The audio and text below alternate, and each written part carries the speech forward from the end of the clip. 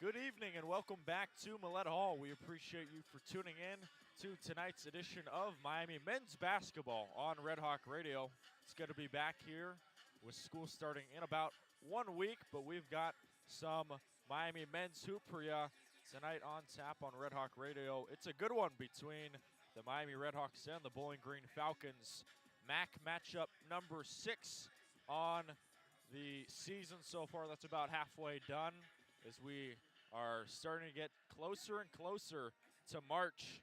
RedHawks trying to stay red hot with the temperatures dropping to very frigid lows here in Oxford, Ohio. The weather's about 8 degrees, super chilly weather. So this is perfect basketball weather, and this is where the season really gets going with the heart of the MAC schedule on tap coming up tonight. It's the RedHawks versus the Bowling Green Falcons on RedHawk Radio. My name is Andrew Relvas. Appreciate you for tuning in and spending your Tuesday evening with us. About 6:37 East Coast time in the Buckeye State. In terms of this all-time matchup, the RedHawks versus the Falcons, this is a series that the RedHawks have really dominated, a record of 91-61 for the RedHawks on top of the Bowling Green Falcons. Their last matchup was last February, the 27th of 2024 at the Stroh Center on the road in Bowling Green. And that one, it was a 66-58 victory for the RedHawks. That was a game where it was the Bryce Boatman and Darwishi Hunter show. They really showed out in a hostile environment, and they took care of business against the Bowling Green Falcons. First matchup, of course, in 1944, but the last matchup here was about a year ago on January 16th, 2024. So they return about a year and 5 days later, and Miami trying to take down these Bowling Green Falcons. In terms of in the last 10 games, the RedHawks have won 6 out of the last 10 versus Bowling Green, and their last 5 here in Oxford, Miami is 4-1 in their last 5 at Miami University.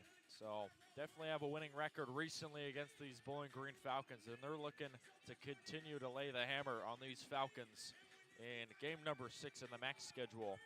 In terms of KenPom, Miami definitely soaring high. They start out the season at about 260, somewhere in there, and they have only risen currently at 145, which ranks second of 12 in the MAC. This team is hitting on all cylinders right now, and they are red hot coming in to this MAC schedule that we've got for you tonight and the rest of this season. Their offense is 131st in the country and 185th defensively. Meanwhile, for Bowling Green, they're ranked number 285 in the KenPom, 8 of 12 in the MAC. They were picked about middle of the road to start off in the preseason poll, but since then they have dipped down, and they are just trying to tread above water and stay afloat in a very competitive Mid-American Conference. In terms of offense, they're just ahead of 275 at 272, and their defense is ranked number 273. So they're right about where they are offensively and defensively, and they're just trying to stay afloat in this Mid-American Conference. Look at the RedHawks here closely. The RedHawks coming in with a record of 13-4, 5-0 in the MAC. They are on a 7-game winning streak, and you know, this is probably one of the best stretches in really recent memory for Miami basketball. They haven't lost since December 18th, so over a month undefeated. This team has been red hot. They have hit everything perfectly, and this team is feeling really confident. It's a group that's led by a lot of young, talented players, but a lot of veteranosity on this group that's looking to continue piling on some W's for Travis Steele in his 3rd year. A record of 40-41 overall. In terms of the preseason poll, the RedHawks were predicted to finish 6 of 12 in the MAC preseason poll, but this team has defied a lot of expectations, and their most recent game against Kent State certainly solidified it. A lot of hype in the offseason about this group, especially the core players of Makai Cooper, Ian Elmer, among others. But, you know, you add players like Cam Kraft, you add Peter Suter, you add a lot of different veterans. This team is a fun team to watch, and they certainly cemented that with a victory against the Kent State Golden Flashes on the road at the Mack Center. Last Saturday, it was a 70-61 victory against those Golden Flashes, who have historically been a really good team. They've always been competitive in the MAC. Travis Steele talked about how tough that environment is. And, you know, the RedHawks silenced the doubters, and they took care of business against the Kent State Golden Flashes. Probably their biggest victory of the season so far, especially the way it happened. They were down by 9 after the end of the first half, but after that, it was go, go, go from start to finish, a boat race for the RedHawks, and they ended up winning off of a 38-20 second half run cemented by Brant Byers, who led the team in scoring with 15, Ian Elmer with 14, and Makai Cooper with 12. Of course, there were 4 players in double figures, and the RedHawks made 8 3-pointers. They also nailed down some free throws. They shot 16 for 20 from the free throw line. Just a really solid effort and a really sweet victory against those Kent State Golden Flashes on the eastern side of the state. That game as well, Miami's 3-point defense was awesome. They limited Kent State to 4 for 29 shooting from deep. That's 14%, and they really kept them quiet. That was really the story of the game there. They just kept them quiet, and they weathered the storm from the Kent State Golden Flashes. They also out-rebounded Kent State 34-26 in that one. In terms of statistical leaders, Cam Kraft leads the scoring with 15 points, 3 rebounds, and 1 assist. Peter Suter as well has been a very solid contributor. 14 points for him, 4 rebounds, and 4 assists. Meanwhile, Ian Elmer, 12 points, 5 rebounds, and 2 assists for him. Just shooting really well and playing really well. That's the big 3 for the RedHawks. And they're certainly going to be a problem for this Bowling Green team coming in, just trying to weather the storm and stay afloat. For the Bowling Green Falcons, they come in with a record of 7-10 overall, 2-3 in the MAC, which is tied for 5th in the Mid-American Conference. Mentioned that this is a very crowded MAC conference. This is always a tough conference to compete in, and Bowling Green Falcons are right in the pack, and they are trying to build something as the second half of the season is coming up. Last year, this Bowling Green team, one of the surprises in the MAC, they had a record of 20-14 overall, 10-8, which was 5th in the MAC. They made the conference tournament, but lost to Kent State 60-73 in round 2. So this is a team that's had MAC tournament experience in the past, and they're trying to have back-to-back winning seasons for the first time in about 6 years. Of course, this team last made the tournament in 1968, and they are trying to potentially go on a run here with some new faces in the fold under second-year head coach Todd Simon, who has a record of 27-24 on his second season with the Bowling Green Falcons. The last game for these BGSU Falcons, it was a 62-68 loss to the Eastern Michigan Eagles at home in the Stroh Center on Saturday. In that game, 2 players were in double figures for the Falcons. It was Marcus Johnson and Trey Thomas. Those 2 are the top contributors statistically for BGSU. Marcus Johnson, of course, this guy was a problem in that Michigan State game. That's where he really brought the spotlight on BGSU, looking to potentially be the team in the MAC that could make a run, especially after bringing the Michigan State Spartans up in East Lansing to the buzzer. That was a really tight game earlier in the season, but unfortunately couldn't get the upset bid. Still, though, led by Marcus Johnson, averaging about 16, 5, and 2. And the second leading scorer, Derek Butler with 4, Javante Campbell 14, and Trey Thomas with 12 points per game. Really a 4-headed monster there for the Bowling Green Falcons. A well-rounded group, respectively. In that game, however, Bowling Green shot 35% from the floor, 23% from 3. Really well from the free throw line, 74%, but it was just that field goal percentage. And in that game, they kind of went on a little bit of a stalled drive, especially in that second half, and they're trying to get it together against this Miami team that is feeling good overall. That game as well, this is kind of interesting.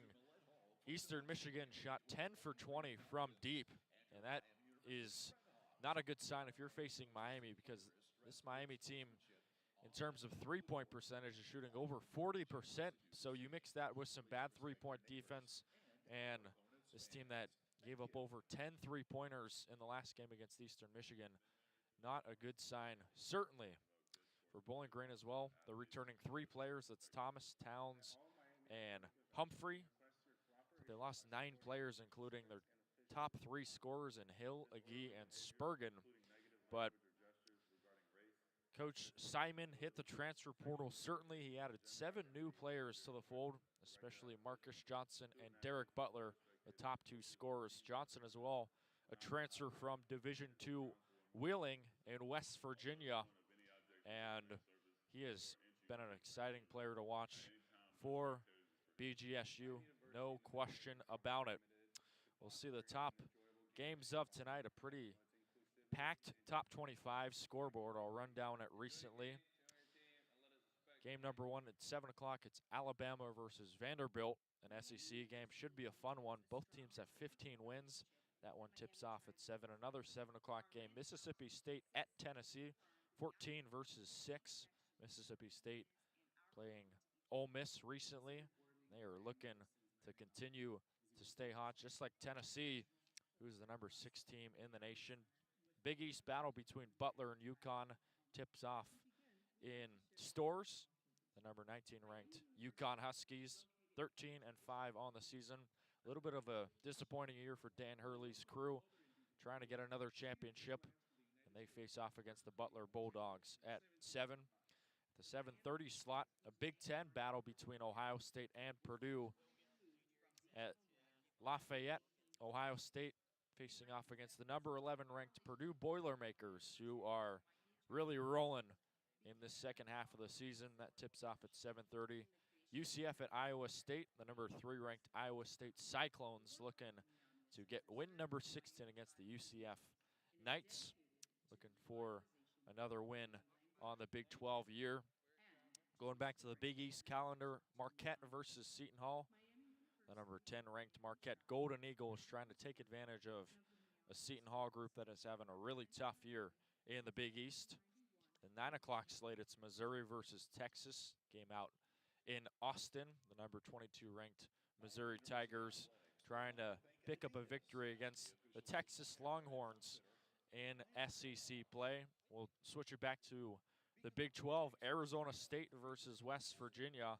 West Virginia Mountaineers trying to get another big victory, looking for win number 14, trying to take advantage of the Arizona State Sun Devils visiting in to Morgantown.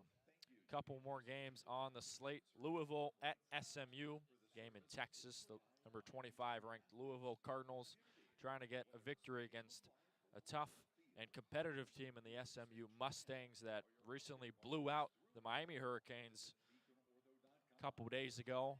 They are looking to stay hot. Should be a fun one. Game starts at 9 o'clock on the ACC side. Another Big Ten game, the number 18 ranked Wisconsin Badgers facing off against the UCLA Bruins at Poley Pavilion. UCLA Bruins trying to bear down and get a big Big Ten victory against the Wisconsin Badgers. That game tips off at 9:30, 6:30 West Coast time. And then the final game, Washington versus Oregon. Battle between a pair of Pacific Northwest powers, the Washington Huskies versus the Oregon Ducks. That game will tip off at 11 East Coast time. Should be a fun one, and that is the top 25 scoreboard. Look at the max scoreboard now. Got a full slate of action. First one, Ohio versus Eastern Michigan. The Ohio Bobcats trailing Eastern Michigan 16-18.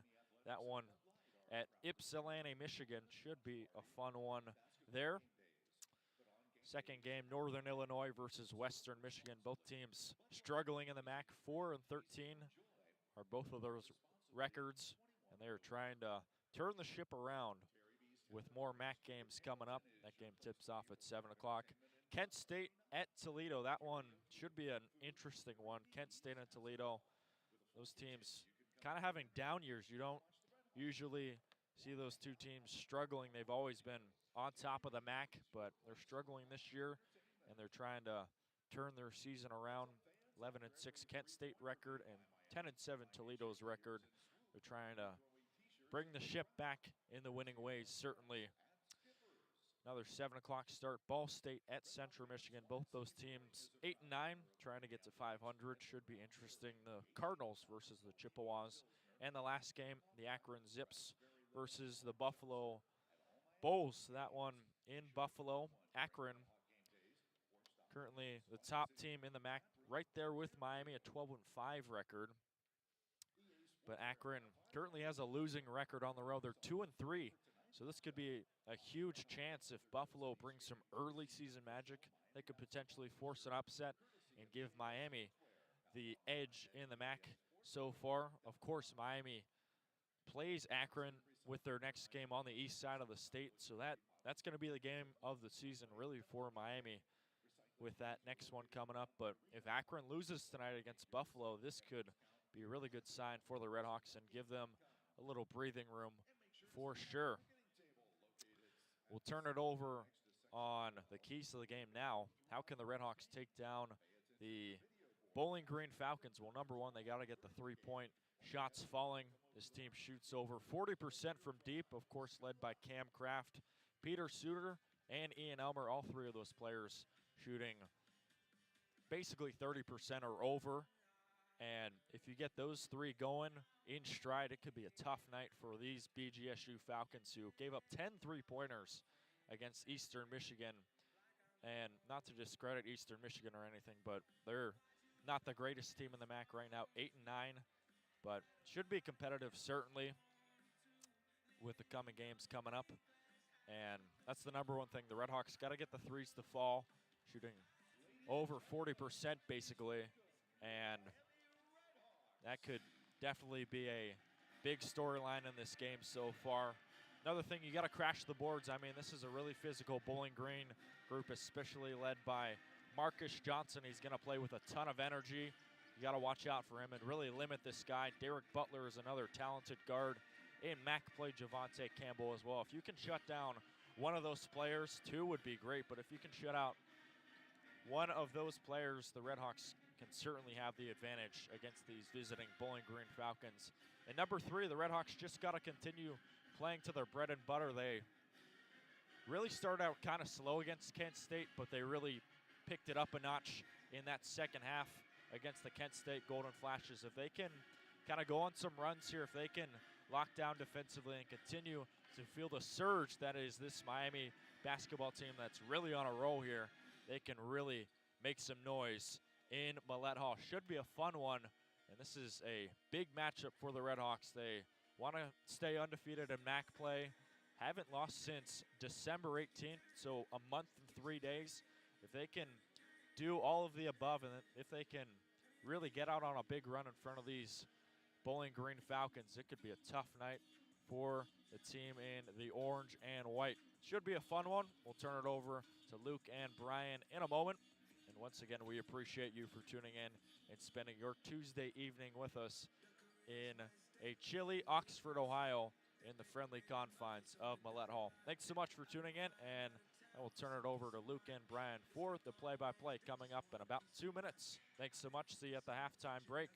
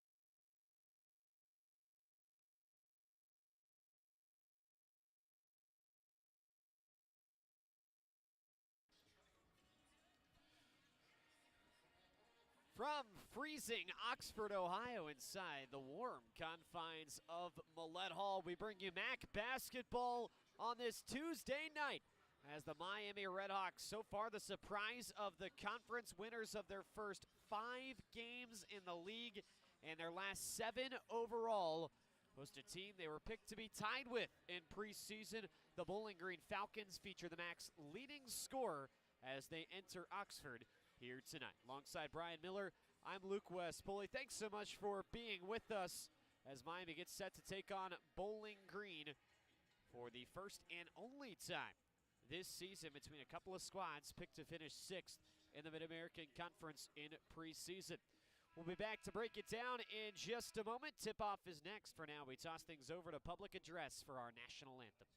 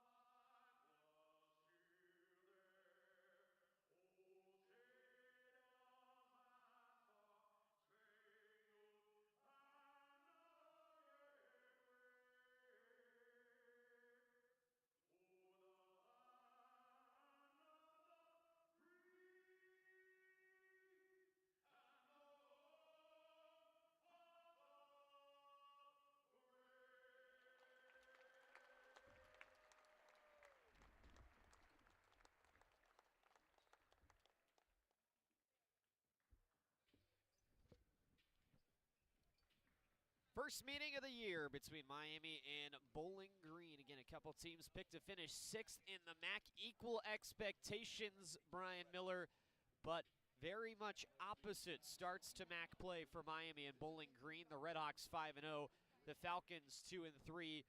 But for Bowling Green, this is a big stretch coming up for a team that is currently projected to be the final team in the MAC tournament field. They've got a couple key matchups coming up against some teams they are chasing right now in the conference standings. Also for Miami on the other side, very important to not overlook a Bowling Green team with the matchup against fellow unbeaten Akron coming up on Saturday. Absolutely, that'll be a big game on Saturday for the RedHawks, but another big one tonight against a very pesky Falcons team. As you mentioned, Luke, not the strongest start this season, but last year went 20-14, was a very pleasant surprise in the MAC, ended up playing some postseason basketball. Anytime you're able to do that, no matter what the tournament is in the MAC, it's a very good season, especially in Todd Simon's first year last year for the Falcons. Starting lineup for Bowling Green, they will roll out Trey Thomas, Derek Butler, Marcus Johnson, Jemai Felt, and Javante Campbell as the starting 5 for a Falcon team that enters 7-10 overall. 1-5 though on the road, and 2-3 in the MAC to begin. They have not won in Oxford in nearly 4 years. Their last win here was in early March back in 2021 in the late Jack Owens tenure here in Oxford. For Travis Steele's Miami RedHawks, they enter 13-4 and 5-0 in the Mid-American Conference. It's been a magical ride so far for this RedHawk group. Although there's still 2/3 of MAC play yet to be played. The RedHawks are hoping that success permeates throughout February and March as we make our way into the later months of conference play. Starting 5 for Miami, Travis Steele's not messing with it. Ian Elmer, Makai Cooper, Antoine Wolfold, Cam Kraft, and Peter Suter. The same 5 for the RedHawks, making their 18th straight start this season. And for this Miami team that stuck with Kent State on the road, got another win they could feel really good about. Bryan ran away from the Flashes, making some tough shots down the stretch. Absolutely. Faced a lot of adversity in that game at Kent. They were down 41-32 at the half, but able to hold the Golden Flash offense to just 20 points in the second half, and are able to escape out of there with a 9-point win. Luke, we always see Travis Steele talking about you have to win various ways in the MAC, whether it's high-scoring games in the 80s or even 90s, or against a good defense such as Kent State. Sometimes you have to win one of those scrappy types of games, and they were able to do it last Saturday. Pretty solid winter break crowd here at Millett Hall, as each flank of the court about half full as we get set. Bowling Green in the orange uniforms with the candy cane pants. They've got the orange shorts underneath. Brown BGSU in block text on the front with white numbers on the front and back, and the white names donning the top of the jerseys back. For the Miami RedHawks, yet to break the huddle, safe to say they'll be in the white uniforms here this evening, looking to win their 8th game in a row. RedHawks' last loss came at Vermont way back on December 18th in Burlington, an 8-point road loss. Miami is in the script Miami uniforms with the red cursive school name on the front, red numbers on the front and back, and the red names in block text on the back of the uniforms. It's Felt against Woolfolk on the tip-off. It's won by Bowling Green, and we are underway as the Millett Hall crowd rises to their feet, anticipating the first Miami basket. Glad you're with us alongside Bryan Miller, Luke West, Poley with you. MAC basketball here on Tuesday night with the Falcons beginning on offense. Marcus Johnson from the near wing, a guy that's got DJ Burns comparisons from earlier this season. If you're into some NCAA tournament history from last year's NC State star. Stepping into the arc at the buzzer of the shot clock, Derek Butler triggers along two. That's off the back iron, and the RedHawks will grab it and race the other way. Cooper between the circles, backing up from the top of the key, between the legs on the dribble. He will leave it off for Peter Suter, a top 20 scorer in the MAC entering the night. Suter gets a dribble handoffs from Antoine Woolfolk. Will shoulder his way into the paint with 9 to shoot. Fake, tried to throw it across. It got batted down and secured in the arms of Derek Butler, the Central Michigan transfer for Bowling Green. Now Marcus Johnson, transition 3. He knocks it down. The big fella, 6'7", Marcus Johnson, hits the tray, and Bowling Green's on the board first, a minute 15 in. And Johnson, the leading scorer in the MAC, just under 17 points per game. Last 2 games shooting 50% from three-point line, showing it off there. He can shoot it from deep, nearly 40% on the season. Johnson, the big guy, slithering through. Meanwhile, down the right lane, Antoine Woolfolk off the window and in for 2. He's a guy that's gained a ton of scoring confidence of late. Sure has. Last 2 games, averaging 11 points per game. Certainly hitting his stride as the MAC season begins. 10 points in the win against Kent State last Saturday for the RedHawks. It's 3-2 Bowling Green with 18:12 to go in the opening half. Javonte Campbell driving in and bullies to the basket to lay it in for 2. Campbell's a do-it-all guy for Bowling Green. He can attack the glass. He can go to work defensively as well. Cam Kraft steps in with a turnaround fadeaway from 10 feet, and that was too strong. Picked up by the Falcons. Campbell lofts it over the top, and Felt under the basket, secures with 2 hands and puts it up and in. And Bowling Green really dominating the point right now. 4 of their 7 points have come in the paint. 7-2 Falcons, 17:35 to go first half. Woolfolk near flank of the court, just outside the paint. Presses his shoulder against Jemai Felt, now races across, will pivot through, and gains a wide open lane to hook it in for 2. It looked like Felt kind of chose the wrong side there against Woolfolk and is hobbling to the other side of the court. Woolfolk made one move, and like you said, he pivoted and basically was standing alone under the basket at that point. 7-4 Falcons, 17:05 to go. Double comes on Marcus Johnson. He's trapped in the corner, still finds a way to slip it into the paint. And Felt will scoop it up and get fouled off a reach-in. We'll see who they get. Couple RedHawks in the area. Suter will be called for the foul. That's a very good pass there from Johnson, turning to the baseline. Looked like he was in trouble there, but able to pass his way out of it. You mentioned it earlier, Luke. That's something we saw DJ Burns do a lot of in March Madness last year. Off the inbound, looked like an alley-oop, but Butler came down with it. He immediately rises back up, throw through the traffic to get the basket. 9-4 the score in favor of the Falcons with 16:48 to go in the first half. Suter steps back into a three and knocks it down. Big basket there to get the RedHawks going. First three on the day. Johnson from the far side slings up top. Campbell shuffled his feet a little bit, feeds it back near wing now for Butler. Shouldering in, it's back out for Javante Campbell. He fumbled it, but gives back for Thomas. 11 to shoot. Thomas accelerates inside, lays it underneath, and wide open. Javante Campbell goes up and under. That was a really good pass there from Thomas. Able to split a couple RedHawk defenders and dish it inside. 11-7 Falcons. 3 minutes and 50 seconds into half one. Cooper tries the drive. It's stripped away as he gets halfway down. Meanwhile, Bowling Green tries to race in transition. The pass batted away from Butler, and Miami's got the steal. Now on the near side, all alone from the flank. The three hit by Makai Cooper. A couple big threes there for Miami. Bowling Green just leaving Cooper in the corner, forgetting about him. An easy look there. Back to a one-point game, 11-10 with 15:42 to go first half. Thomas feeds off to the far side for Johnson, and he misfires on a three. RedHawks take it the other way. Now a deep triple from Elmer, and that rattles off the iron. Tap back by Woolfolk, missed left, and into the arms of Javante Campbell, who will bound across the timeline on the right wing for Bowling Green. Butler backs it up. Native of Charlotte, but at his second MAC school, was a double-digit scorer at Central Michigan last season. Back up to the logo with 10 to shoot. This is Campbell.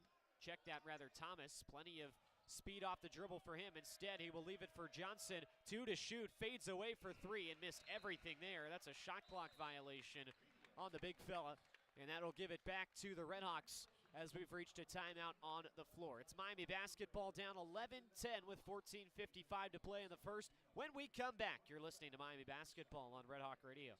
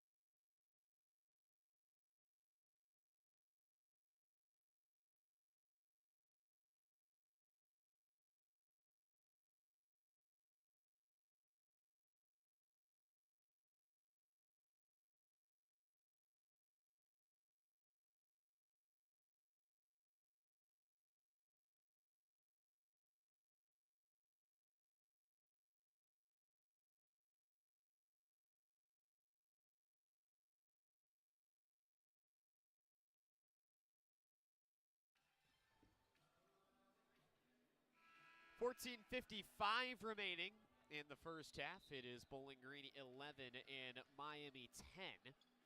And RedHawk basketball following the shot clock violation in a very different looking lineup as Travis Steele is going to sub out 4 of his guys. The only guy staying on the floor from the starting lineup is Ian Elmer.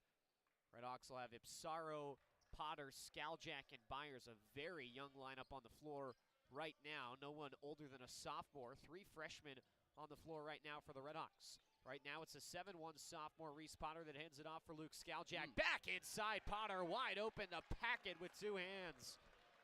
Beautiful set. Falcons just forgot about Potter there on the roll. An easy slam for the big man. Potter had just 3 points against Kent State. It did come from deep, so first bucket inside the arc in a couple of games. RedHawks have their first lead at 12-11. Accelerating down the right lane. Butler with a fall away from 10 feet. It rattles off, and Potter's got the rebound for Miami. Ipsaro will race it down the right side. He gets a screen set for him by Luke Skaljak.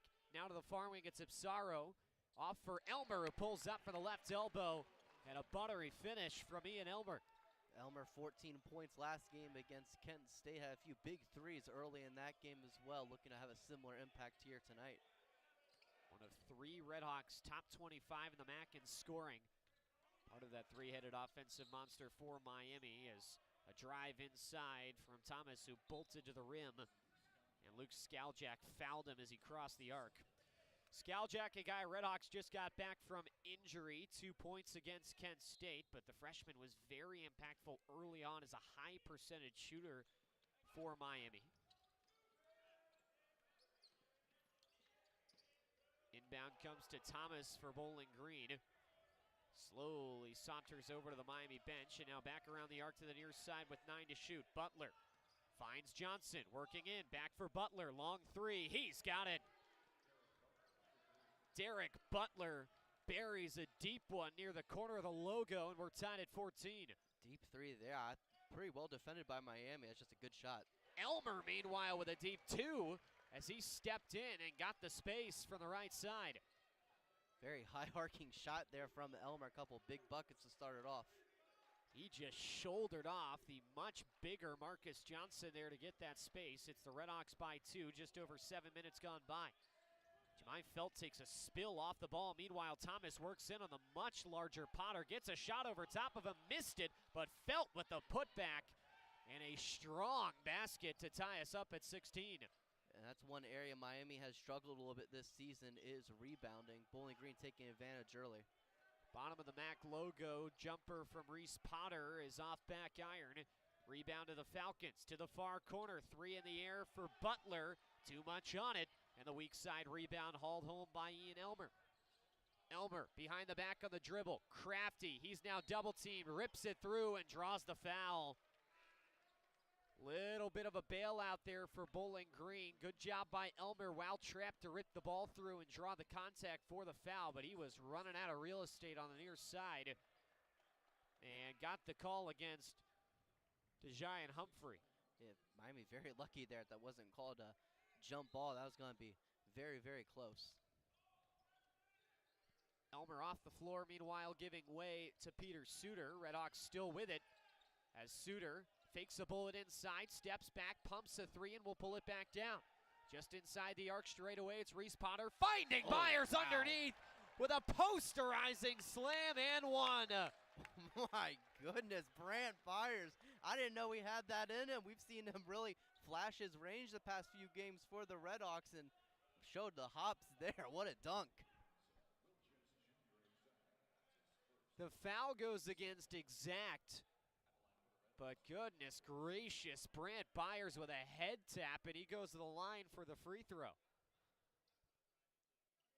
And he buries it to make it 19-16 Miami with 12:05 to go. That is the second posterizing dunk over the last couple home games for Brant Byers. Not a small guy, actually, as Miami is trapping and nearly forces a turnover. He's 6'8", but it just doesn't really look like it because of how lanky he is. But he got up there. Man, that was quite the spark that Miami needed to get the bench and crowd into this game. Bowling Green working slow. 7 to shoot. Thomas just dribbling at midcourt, around a screen, now working inside, hop step into the lane, tossed up a shot, it rolls off the rim, and Potter gobbles up the rebound for the RedHawks. Man, Miami's defense has done such a good job today of forcing contested mid-range shots from the Falcons.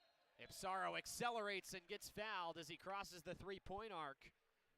That'll go against DeJian Humphrey. The Garden City Community College transfers picked up a couple quick ones back into the lineup after missing the Eastern Michigan game for Bowling Green. That brings us to a timeout on the floor. With 11:25 to go, first half, it's Miami 19 and Bowling Green 16. We're back to Oxford after this. You're listening to Miami Basketball on Red Hawk Radio.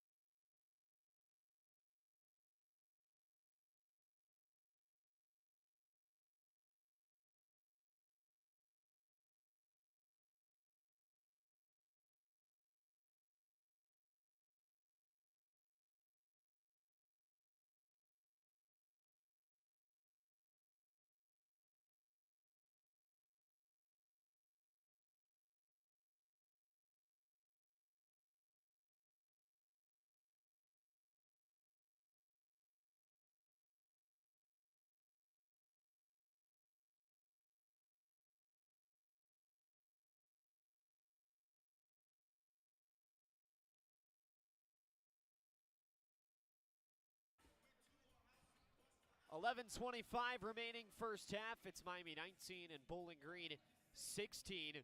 Travis Steele went with the young lineup out there on the floor. All freshmen and sophomores. It worked pretty well, Bryan. Yeah, it sure did. The dunk there from Brant Byers, so impressive, and Miami's starting to get things going. More of a veteran, Peter Suter, back onto the floor for the RedHawks as he was just before that media timeout. Still a pretty young lineup out there. Might have shown it there as Reese Potter just overled the pass to a cutting Byers underneath and tossed it out of bounds. RedHawks will give it away. One thing that really, go ahead. No, it's just a nice cut there from Byers. It was. Had it. One thing that really hampered the RedHawks' ability to run away earlier in that Kent State game was the turnover battle. Miami only had 15, which isn't a ton, isn't few, but kind of right in that happy medium, but only forced 5 Golden Flash turnovers in that game. 19-16 RedHawks, just over 9 minutes in. Johnson trapped in the corner, scoops it outside and around the arc to the near wing. Thomas with an in-rhythm three. Man, I don't know how Johnson got out of that trap. What a great pass there, showing off all the arm angles. Tied at 19 with 10:38 remaining in half one. Marcus Johnson, a true three-level scorer, but can do even more than that. Suter, meanwhile, trapped and he throws it away. Picked up by Campbell, across the arc. Stops, works his way inside and hangs up to draw the foul. Shot rolls off the rim, but 2 free throws coming with a chance to retake the lead for Bowling Green as Javante Campbell goes to the stripe. It looks like the traps that Bowling Green was using that past possession could be trouble there for Miami. We'll see if they have to work on some type of press break in these next few possessions. Campbell, a 73% free throw shooter, hits the first shot. Ian Elmer, Antoine Woolfolk, Makai Cooper, Cam Kraft all back onto the floor. 5-man change out for the RedHawks. Check that 4-man change out with Peter Suter staying on.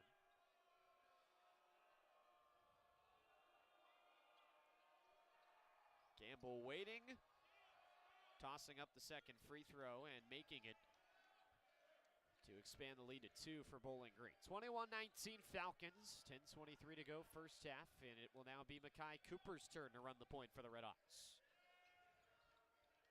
He lasers it to Peter Suter, now back to Makai Cooper on the wing, and it's Suter again, dishing for Elmer on the far side. Elmer holds overhead, between the legs on the dribble, will give back up top for Peter Suter. Falcon defense clapping their hands as Cooper drives his way inside, hangs up top, throws it around the block. It got swatted away, but he missed it, and on the rebound, tapped out of bounds by the RedHawks. There was a big block attempt there from Felt, who came up with nothing but glass, but Makai Cooper couldn't bury the tough finish. And we get a brief stoppage here. And now we will get going once again, just past the halfway mark of the half. Miami picking up a little bit of pressure here in the full court with two guys, but the Falcons do get it across the timeline, and Campbell leaves it in for Feld, hanging up through the traffic. He will work it in with the left hand. We're continuing to see Bowling Green hammer the paint. Kraft, meanwhile, with a deep three from the near side. And that's someone that Miami really needs to get going now. 5 points in his last 2 games after getting 20, 28, and 23 in the first 3 games of the conference season. Johnson trapped, working along the baseline, scoops it back out. Butler hop steps to the MAC logo. He's stuffed at the rim by Woolfolk, tapped out of bounds by Bowling Green. What a possession. What a possession there for Antoine Woolfolk. Standing his ground there in the paint, able to get a great block there. Able to get it to deflect off of Bowling Green and get the ball back to Miami. Great job there. Second-year head coach Todd Simon of the Falcons doubly disagrees with the officials. Thought there was a foul inside and thought Miami got the last touch. Instead, it's RedHawk basketball. Cooper works his way and it was plucked away, but the loose ball picked up by Woolfolk, who lays it in right on the doorstep. That fell right into Woolfolk's lap, and Miami retakes the lead 24-23 with 8:42 remaining in the first. Woolfolk just right place, right time, able to get the ball and go up immediately. Campbell cuts to the far side, picks it back up for Butler to the near wing. Johnson fakes the triple, works by Elmer, floats it up off the heel, rebound fought for and ripped out by Antoine Woolfolk. Cooper from left to right finds Woolfolk going up high, tosses it up through the contact. He missed it and poked out of bounds by Woolfolk of Miami. The whole RedHawk bench explodes as they thought it was off the Falcons. It did, though, look like that was off Woolfolk on the last touch. Yeah, I thought so, too. Woolfolk starting to go right at the chest of Jemai Felt. It's a very big man matchup there in the paint. Bowling Green able to win that one. He was at the free throw line, went up like he was going to dunk the basketball initially, and he got stood up and had to just kind of throw it up. Falcons back to the offensive end. Johnson wants a screen, gets it, swings the ball. From straight away, Butler stumbles inside, still gets through. Felt laid it over the top and got fouled. That was a really high percentage look that popped out for him. Nearly went in for an and one. Instead, he'll shoot 2 free throws following the media timeout. 7:49 remaining first half. Miami clinging to a 1-point lead, 24-23 over the rivals from Bowling Green. Back to Millett after this. You're listening to Miami Basketball on RedHawk Radio.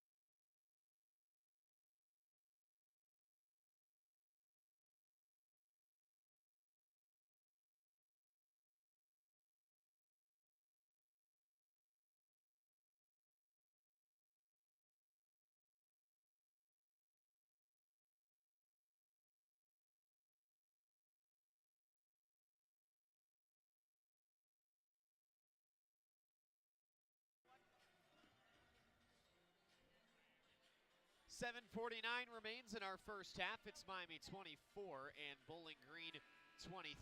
Alongside Bryan Miller, Luke West Poley with you. Thanks for being with us on this Tuesday night. This game stayed within a couple of possessions. Bryan, Miami shooting the ball pretty well from the field, but this has been, it feels like pretty run and gun, and then you look up at the scoreboard and maybe not necessarily so much. Yeah, it's felt very fast at points, but then there'd just be a few possessions where defense has been able to slow down each of these offenses.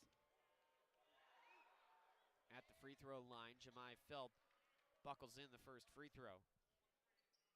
And both these squads been very efficient from three. Bowling Green 3 for 5, Miami 3 for 4. Just biggest deal for Miami right now. I feel like just getting more looks from the three-point line. Second free throw good as well. RedHawks with just 4 3-point shots, which by Miami standards is not a lot at all.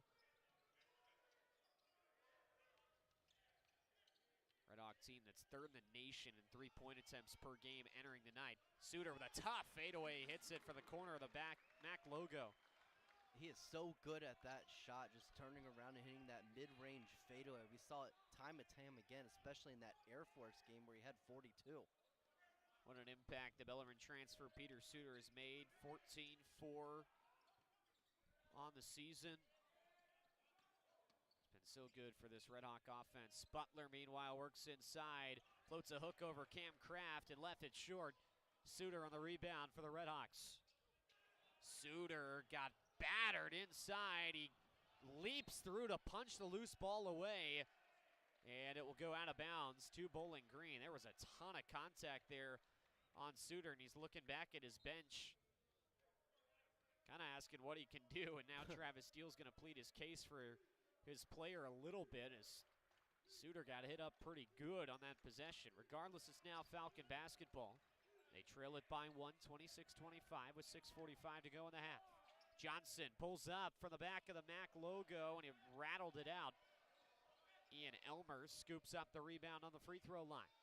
Makai Cooper works his way to the interior, circles the paint, tried to slip it through, and that was intercepted by Marcus Johnson. Lead pass up ahead, up and under, and a foul drawn by Campbell. He missed the shot off the underside of the rim, but more free throws coming for Bowling Green after the foul call against Makai Cooper.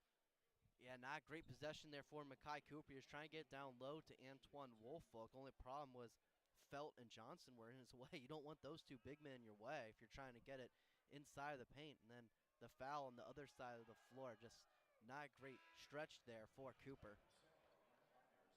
He will now come off along with Woolfolk and Suter. Brant Byers, Reese Potter, Evan Ipsaro back onto the floor for the RedHawks.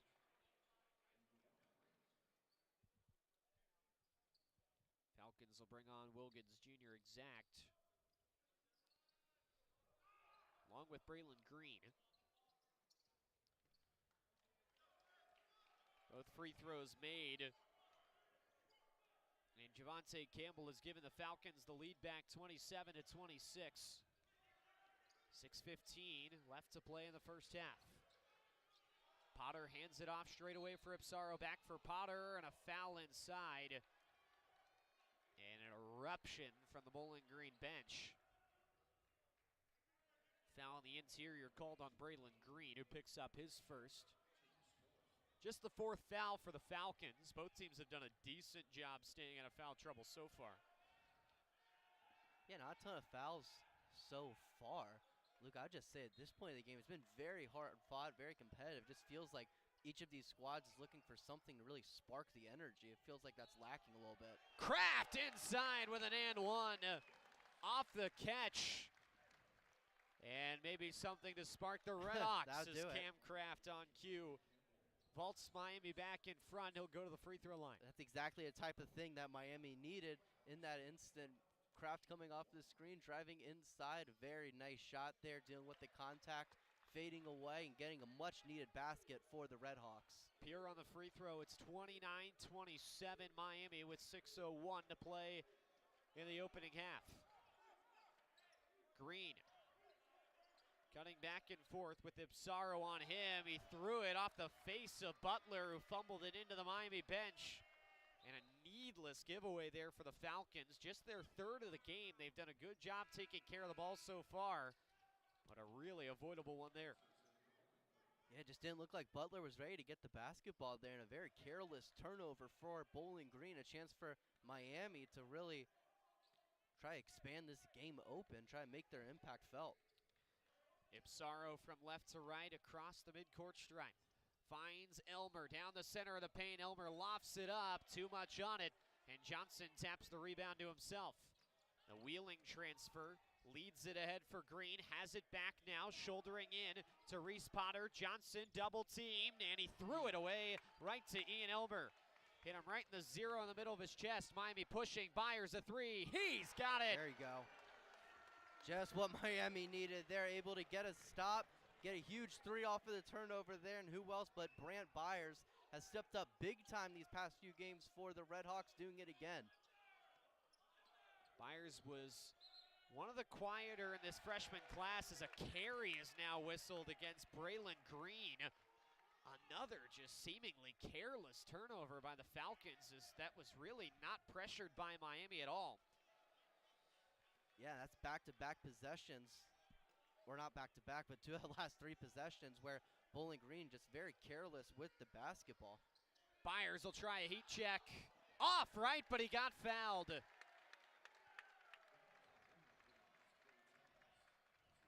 And both Thomas and Todd Simon are giving the official an earful, as Byers will go to the free throw line to shoot three.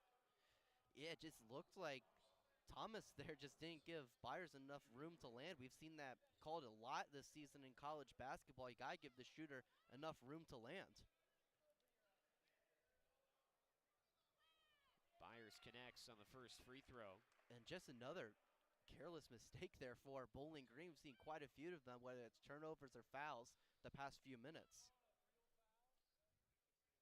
Second one rattles off. And as Luke Skaljak will come on to replace Cam Kraft, Miami's kind of now in a position they haven't been the last couple years where they can really say they are punishing when mistakes are given to them. You look at that Kent State game, that's exactly what they did. The Flashes made just a couple mistakes down the stretch of that game, as final free throw rattles through for Byers. And the RedHawks just dealt some knockout blows off of some Kent State miscues. It's an 8-0 run now for Miami the past couple minutes. They lead it by 7, 34-27 with 4:45 to play in the first half. Wilkins Jr. exact. Kick outside, Thomas, a deep triple, swirls it in. Trey Thomas, the Vanderbilt transfer, drops through a much-needed shot for Bowling Green to cut it back down to 4. Elmer stepping in, he almost got exact to fall down to his knees. Now Miami will slow down. Potter trying to hand it off for Ipsaro. That was popped away by Thomas, flew up in the air, and Skaljak pulled it in near midcourt. 6 to shoot. Ill-advised pass, but a foul, or potentially they're saying Ipsaro touched it. Nope, he did foul somebody that was flying through there for Bowling Green. It was a pass to the far side. Ipsaro was the intended target. Falcon went airborne to get in the way and get the deflection, and then a foul was whistled on the RedHawks as Ipsaro is called for it, and that'll give it back to Bowling Green. Both teams up to 6 fouls now with 4:10 to go in the half. And that sequence all caused there by a attempted cross-court pass by Reese Potter. Tried to thread it in a very tight window. That just wasn't going to work. 34-30 the Miami lead. Johnson a straightaway three. Rips the rope. Marcus Johnson, another one from deep. The big man can really shoot it. And just like that, a couple of threes from Bowling Green. It's a one-point game. 34-33, the RedHawks still in front, but not by much. Potter from the left elbow extended, hands Byers, steps back, tosses up the three. It won't go, and Thomas soars in for the rebound for Bowling Green. Between the legs on the dribble, working against Skaljak. Hop step to the lane, at the basket. He line drives it off the front of the rim. Well defended there by Skaljak, and the RedHawks take over. 3:18 to go in the half. Miami by 1. Skaljak running the point, waist high on the dribble. Lofts it right side for Byers. Back for Skaljak, left to the key. Drives inside, tried to skip it to the corner, and it was deflected out of bounds. Bowling Green bench wanted the officials to give that to them, but that did look like take a touch on its way out, and that'll bring us to a timeout on the floor. It'll be RedHawk basketball leading 34-33 when we come back. 3:06 to go in the first half. You're listening to Miami Basketball on RedHawk Radio.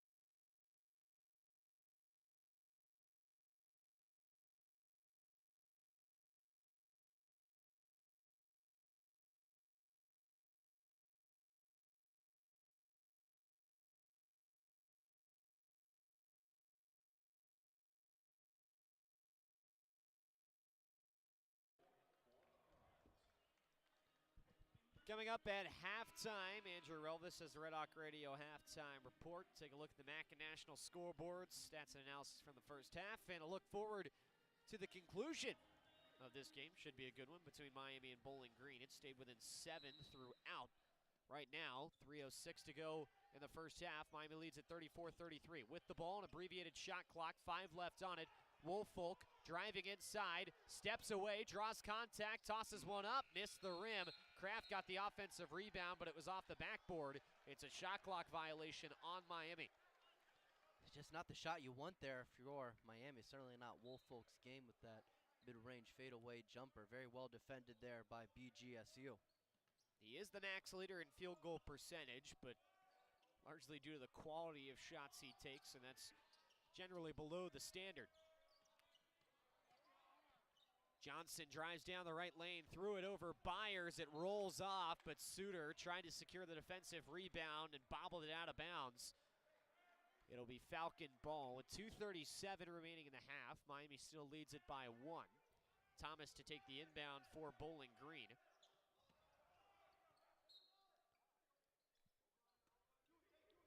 Thomas slaps the basketball with his left hand. Some movement off ball, and the inbound will come way out high for Marcus Johnson.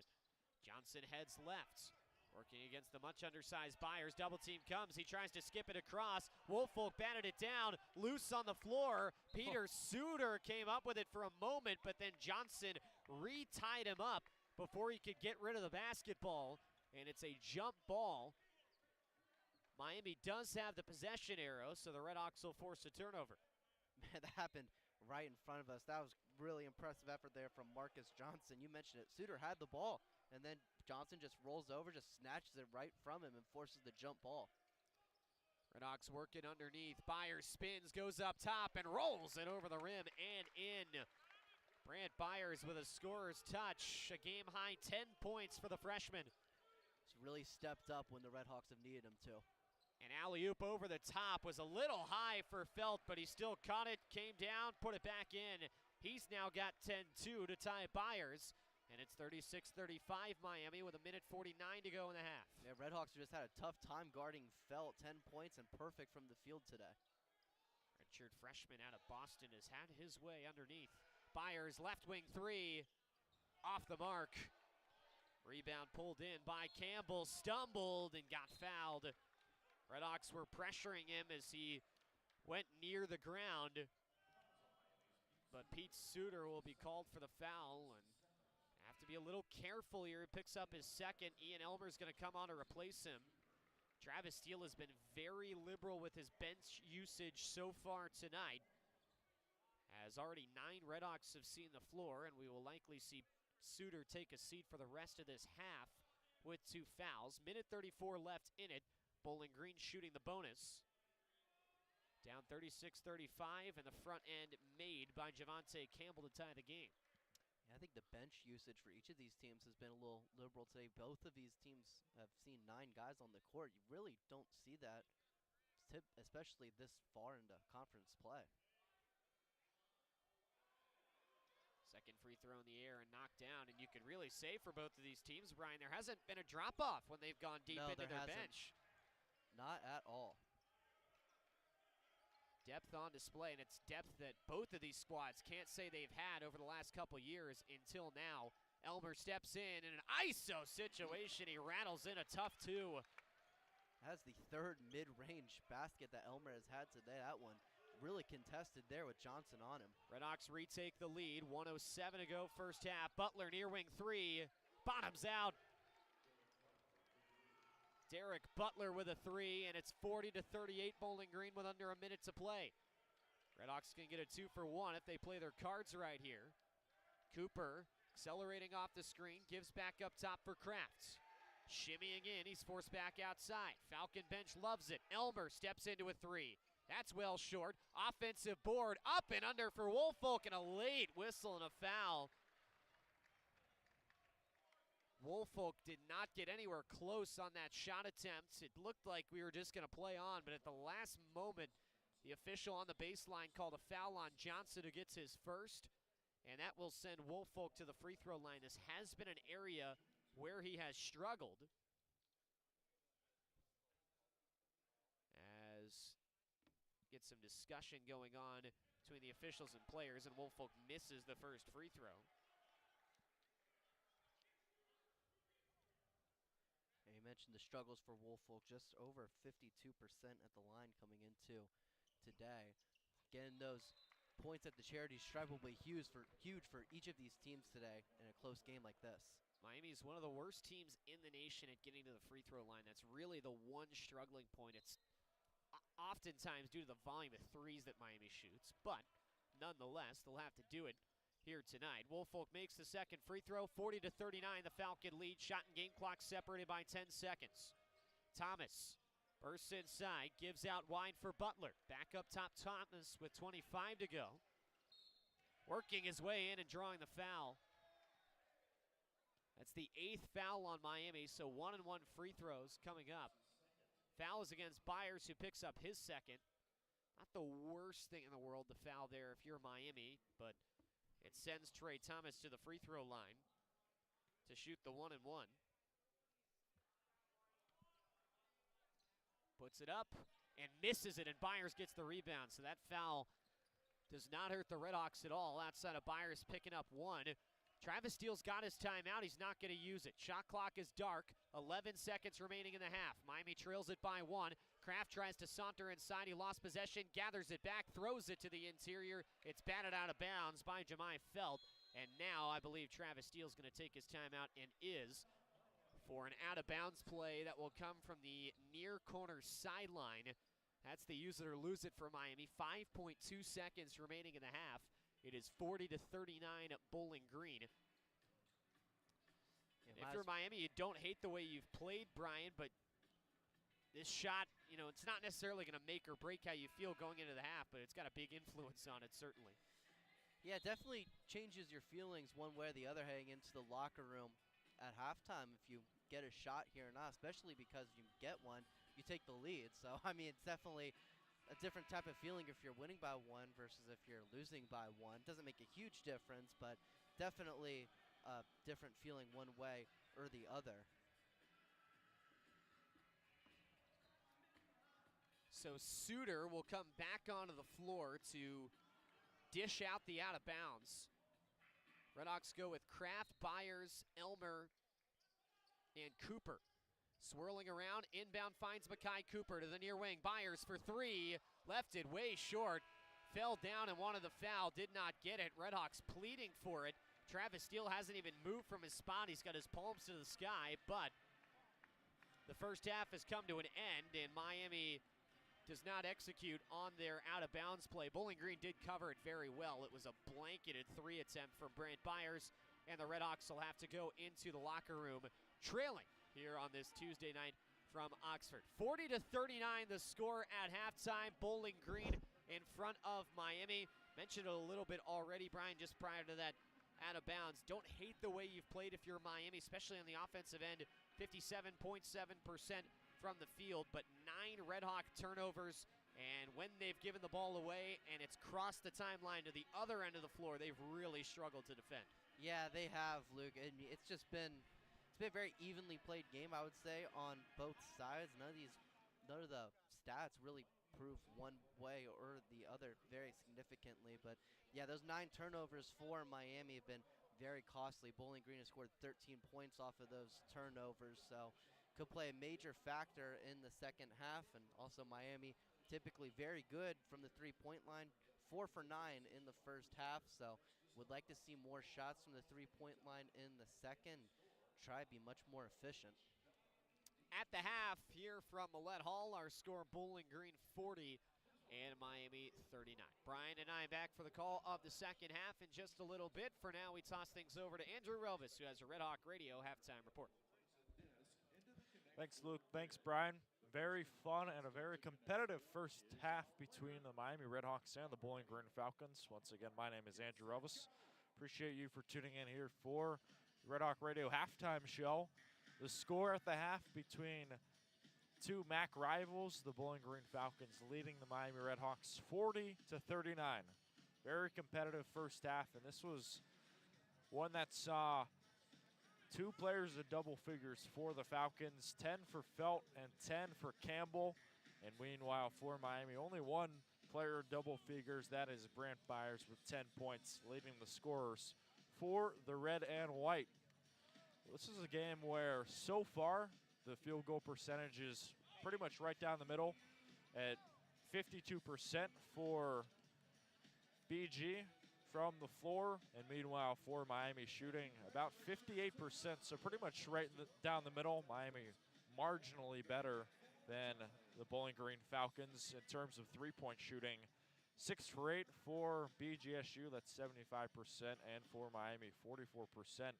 So last game they gave up about 10 three-pointers to Eastern Michigan. They've limited them a little bit more, and they've let them shoot just under 44%, but certainly that's definitely going to be one of the keys coming into this halftime break. Got to shoot the 3-ball more. That's been one of the RedHawks' best successes. They're one of the top three-point shooting teams in the nation. If they can continue to get those threes to fall, continue to get clean looks, they can definitely get this game going, but still anyone's game so far.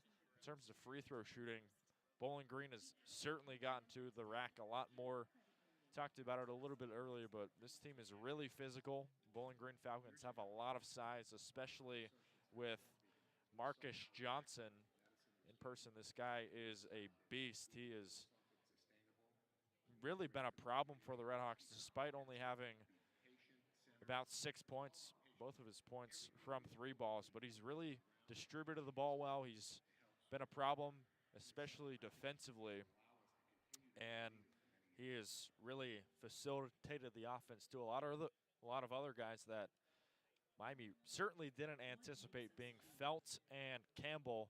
Campbell, of course, one of the top scorers. He's currently tied for second on the team, averaging 14 points a game, but Jemai Felt only averaging 5 points a game and 5 boards. Well, he's up to 10 points now, and he has certainly came here to play in Millett Hall. RedHawks are going to have to do some adjusting here if they want to turn things around. Number 2 scorer behind Brant Byers. It's a tie between Cam Kraft and Ian Elmer. Those 2 players have to get going here for the RedHawks. Last game, and in that comeback win against Kent State, 4 players were in double figures, and only 1 is for Miami right now, but still plenty of time left to go. And it's a good sign to see Brant Byers cooking, the redshirt freshman. Brought his A game here in Millett Hall. Take a look at the scoreboard from across the nation. This is a fun week in college basketball. Couple of games going on currently in the top 25 schedule. The number 1 game, it's Alabama in Tuscaloosa hosting Vanderbilt. The Commodores versus the Crimson Tide. Good SEC clash there. Alabama leading 48-29. About 33 seconds left to go. The number 4 team in the nation, they are feeling confident. Second game, it's Mississippi State trailing Tennessee 34-16 in Knoxville. The number 6 ranked Tennessee Volunteers currently handling the Mississippi State Bulldogs by 18 points at the half. Tennessee trying to stay in that top 5 conversation, leading by 18 at the half. Then next game here, it's UConn versus Butler. UConn leading 39-31 at the half break against Butler. That game in Storrs, Connecticut. The UConn Huskies leading the Butler Bulldogs by 8 as they get into the break. And one last game that's currently underway. It's Ohio State trailing by 6 versus Purdue. Purdue Boilermakers leading by 6, and they're trying to stay on top of that Big Ten conversation like they've been all year long. That game has about 11 minutes left in the first half. Those are all the current games in the top 25, but plenty more after this one. Of course, a lot going on around 8, 9, and 11 on the West Coast. We'll switch it over on the MAC schedule. Full slate of Mid-American Conference basketball. First one, it's Eastern Michigan leading 65-47, an 18-point lead for the Eastern Michigan Eagles in Ypsilanti, taking care of business against OU, the Ohio Bobcats. And honestly, it's a surprise how well OU started off the season, but they've kind of fallen off recently. Couple of tough losses here and there.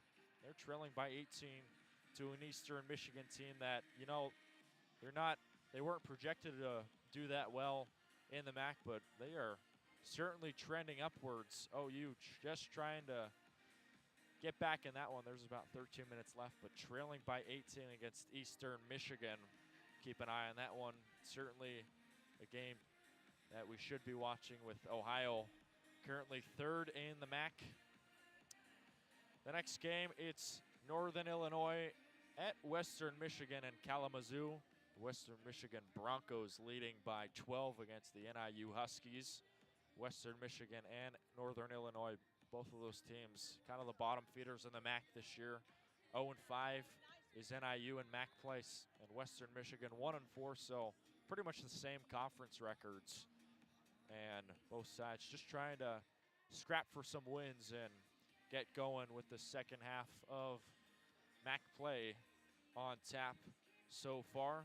Another game, this is one we should be looking out for as well. Kent State leading by 44 at Toledo. That is a big storyline coming up because Toledo, a 4-1 record in MAC play. Kent State a 2-3 record in MAC play. Of course, Kent State, they're always that tough team. They're always that stingy team in the MAC that makes conference runs, especially late.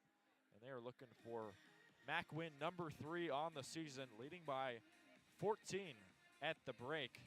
Of course, they most recently played Miami, and they're trying to rebound after 2 tough losses, especially one to Western Michigan prior in that conference schedule.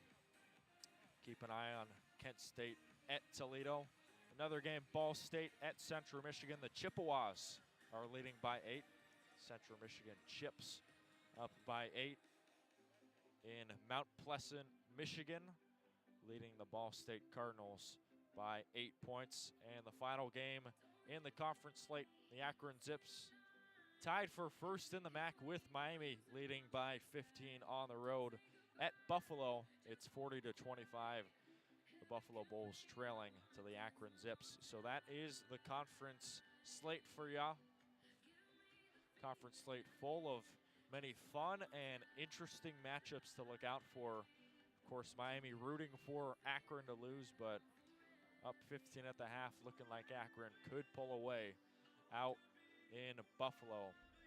As a reminder, Miami plays Akron on Saturday on the eastern side of the state, so that is going to be the matchup to watch, certainly, as we get closer to that date. We'll turn it back to the keys to the game, part 2. How can the RedHawks take down the Bowling Green Falcons? Well, number one, this is a great thing that they've done. They have limited the leading scorer, Marcus Johnson, to only 6 points. As a RedHawks fan, you will absolutely take that. Only 6 points for one of the top scorers in the MAC, who is a physical specimen. 16 points, 5 rebounds, and 2 assists a game. Shooting about 50% from the floor. He's a good free throw shooter as well, and a three-point shooter. I mean, he just fills all those boxes as you want if you're a Bowling Green fan. But only 6 points for Marcus Johnson. It's kind of been apparent what the RedHawks have been doing. They want to get in Marcus Johnson's face, try and confuse him, and they force some turnovers on him as well. They've kept him quiet. 3 turnovers, which is the most on Bowling Green at the half so far. RedHawks got to continue to keep the pressure on Marcus Johnson and keep him quiet respectively. Another thing is, if the RedHawks want to win this one, they got to keep Bowling Green outside of the paint. That was really where they made their bread and butter. For Bowling Green right now, they had 14 points in the paint, which, you know, it started out about 12 for 20, but they've kept them quiet. If you take away that kind of first portion of the first half, it's a different game, certainly. So just got to continue to keep the Falcons outside of the paint, and the RedHawks should be in business respectfully. And another thing that the RedHawks certainly should look out for is the foul trouble. 8 for 9 from the free throw line are the Bowling Green Falcons. If the RedHawks can limit those free throws and kind of keep it on the outside, the mid-range shots or the 3 balls, that could definitely spell trouble for the Bowling Green Falcons. Turning it back offensively for Miami. This has got to be a different game for the RedHawks. I need to see Cam Kraft, Ian Elmer, just some of those top scorers get involved more offensively. You know, Antoine Woolfolk is the number 2 scorer behind Brant Byers, but let's see if Cam Kraft and Ian Elmer can get the offensive wagon going, and the RedHawks can certainly feel good about themselves. So really in this half, got to see Elmer and Kraft going more, and of course Peter Suter. You know, he's about 3rd on the team in points. Doesn't have to score, but if you can facilitate, he's a real floor general. He's a very confident point guard. If he can distribute the ball out to some wide open 3-point shooters like Ian Elmer, Cam Kraft, those players dynamic from deep. You can get the ball going to them. This could be a much different second half. One more sign to feel good about this, if you're a Miami fan, the RedHawks have played a ton of close games in conference play. And you know, at the half, it's kind of been neck and neck. We've seen a lot of those games for the RedHawks that they've kind of been tied with their opponent and pulled away at the second half. They were tight with Ball State at the half. They won by 8. They were tight with Western Michigan for a little bit, but they pulled away, winning by 20. That NIU game, that one, they won by 15, but it was close at the half. And, of course, that Kent State game down by 9. You know, this is a battle-tested team. This is a team that has been in these tight contests. If they can continue to play really sound basketball, continue to stick to the game plan by Travis Steele, one of the best coaches in the MAC, if they can do that, this RedHawks team can pull away against Bowling Green. But it's got to start out quick, and it's got to give this Miami faithful some cheering to be brought on. That's going to do it for this edition of the RedHawk Radio Halftime Show. I'll be at the post-game show once that occurs, and hopefully the RedHawks can get MAC win number 6. Thanks so much for tuning in, and as a reminder, this is Miami men's basketball on RedHawk Radio. My name is Andrew Relvas. I'll catch you at the post-game break, and in the meantime, I'll shift it over to Luke and Bryan for the play coming up in about 1 minute and change. All right, Andrew, thank you. Again at the half, Bowling Green 40, Miami 39, our score. Luke West Poley, Bryan Miller alongside, here courtside from Millett Hall. Bryan, RedHawks really had their way on the offensive end. Only problem, Bowling Green did too. Both teams pretty even in the score column. We saw a lot of high-level offense, which led to some very entertaining 20 minutes of basketball. Yeah, very high-played game, very competitive so far in the first half. As you can see, a 1-point deficit for Miami. But, I mean, Miami's been in this position before. Just last game, down 41-32 at Kent State. Kind of a similar first half, just a worse start for Miami in that one. They were able to shut down the Golden Flashes in the second half and win that game by multiple possessions. So, we'll see if they're able to do it again here with their home crowd. Leading scorers in the game, Jemai Felt, Javante Campbell for Bowling Green, Brant Byers for Miami, all have 10 points. Brant Byers was a real bright spot for the RedHawks offensively in that first half. A guy that took somewhat of a backseat, it felt like, early on in the season in non-conference play, played some spot minutes, but felt like the RedHawks went in some other directions, trying to get their guys to gel, but he has come a really long way even since the beginning of MAC play. He's really stepped up. 14, 17, and 15 his last 3 games. Has really come on strong here for the RedHawks when they've needed him to. One thing I will note from the end of the first half there, Luke, Bowling Green 5 for 6 on their last 6 3-point attempts. Miami 1 for 5 in the last 5 threes. So Miami will have to turn around the 3-point shooting, start off the second half. Late in that first half, saw the Falcons erase a 7-point deficit, turn it into a lead. We're back underway. Falcons have it going left to right. Marcus Johnson underneath, tries to throw it to the outside. He gets batted back to him, and the big man goes up to put it in for 2. I mean, it's well defended by Miami. He tried to pass it away, just got tipped right to him, able to just get it up off the glass and in. Cam Kraft hop steps inside. That got deflected twice, and that will be basket interference. And a goaltend whistled against Bowling Green. That ball almost got tipped in by the Falcons, hit the backboard before it was touched, and count the bucket for Cam Kraft. Up to 8 points in the game after a couple slower ones for Kraft offensively. Last 2, it's 42-41 Bowling Green. Falcons press break. Campbell bumps his way inside. Wouldn't go on the first shot, but the follow by Jemai Felt. He gets fouled as Antoine Woolfolk was all over him. And that will send Felt to the free throw line. Rebounds were even in the first half, 12 apiece. But that has been something that Miami has struggled with all season, was getting rebounds towards the bottom of the MAC in rebounds per game, just 10th in the conference. So has been a weak spot of sorts for the RedHawks all year. Feld hits the free throw. Feld's a guy that was not playing early in the season in his redshirt freshman year for the Falcons. Seen a lot of time in this game. He's been very effective. 17 minutes, 11 points now to lead all scorers. Misses the second free throw nearly into the arms of Derek Butler for the O board, but it's tipped away and the RedHawks get it. So 43-41 our scores. We cross the 1-minute mark second half. Bowling Green in front of Miami.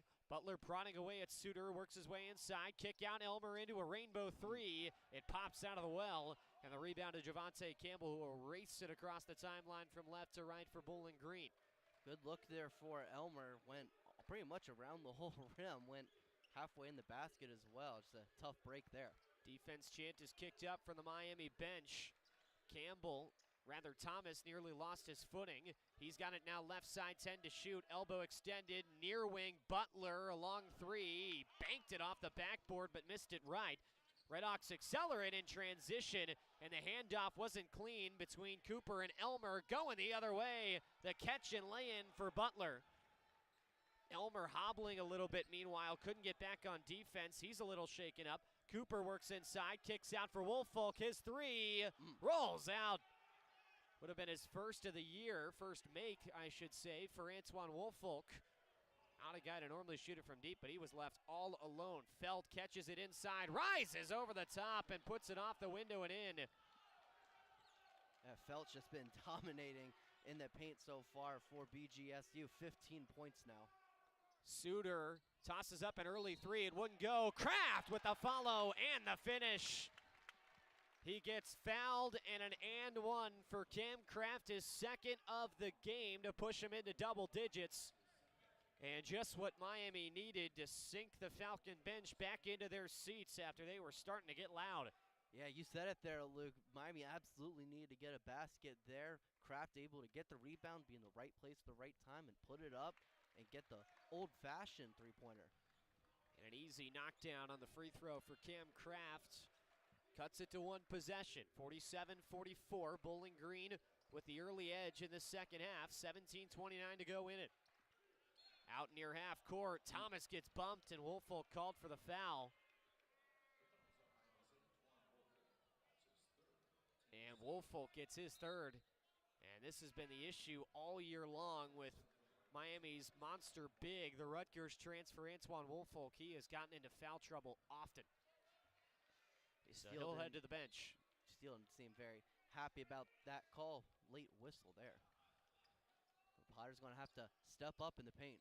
7-1 Reese Potter taking his spot. Kick out after the weave through. Finds Butler in the corner, but he can't hit the three. And the RedHawks get the rebound. Suter galloping to the bucket, and he gets fouled. Missed the and one on the finger roll, but he'll go to the free throw line. Great take there from Suter. Gets the ball at the wing, goes the opposite direction, goes with his right hand there, gets the right hand layup, and gets the foul. So Suter will shoot two. And he misses the first free throw. Came in fifth in the MAC in free throw percentage. But the RedHawks continuing to struggle at the free throw line today, now just 6 of 9. Three bounces and a second free throw for Suter, and no problem on the second one. 47-45, the Falcon lead. 17:06 left to play in regulation. Thomas backing in on Cooper. Faces towards the basket, runs to the free throw line, pulls up from there, and knocks it through. Man, you just can't allow Thomas to get a couple dribbles in right into a shot. He's usually money from those. 17.8 points per game in conference play this year. At second in the conference. And a foul is whistled. It is on Jemai Felt as the much smaller Makai Cooper tried to jet by him. Cooper will go to the baseline to inbound. And Thomas has found a very nice home since transferring over from Vanderbilt, the Toronto native. He's been a really vital piece of this Falcon offense in MAC play. Handoff into a Kraft three on the far side. It's no good, but Suter got pretty obviously pushed, and a foul whistled against the Falcons underneath will give the RedHawks second life on this possession. Very contested three there from Kraft. Is going to be a very tough three to get. Miami going to get bailed out and get a second chance here. Inbound lofted outside for the big Reese Potter to come down with. Now Potter left alone inside to reverse it through. Off the feed by Peter Suter. Credit him for the assist. Miami's back within two. Looked like Potter had a smaller guy on him. I couldn't tell who exactly it was, but able to just run past him and get the easy layup. Thomas, originally double team. Now Elmer will tie him up and draw the held ball. Wow. And Thomas is shaken up now. Looked like he went face first into the floor there as Ian Elmer was on him. Miami double teamed and then released off, and that meant Thomas picked up his dribble, and as soon as that happened, Elmer was two hands on the basketball trying to rip that thing away.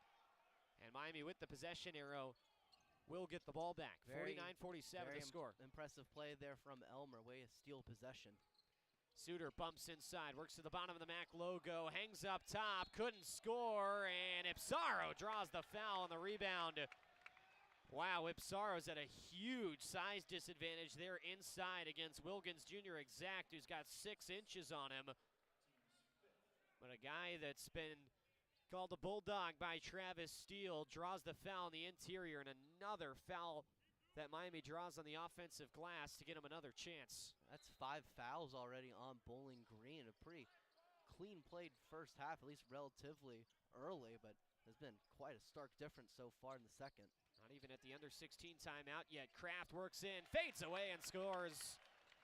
From the exterior of the paint, Cam Kraft ties the game at 49 with 15:47 to go. And that's 13 now for Kraft, leading the RedHawks in scoring. It's so far looking like the bounce back game that we have been waiting to see from Kraft. Butler sidesteps inside, kicks back outside. It's Humphrey pivoting left to the key, and he traveled. He moved his pivot foot. And the Miami bench has got all sorts of mojo headed into the under 16 timeout. 15:28 to go. We're tied at 49 from Millett Hall. We'll return after this. You're listening to Miami Basketball on Red Hawk Radio.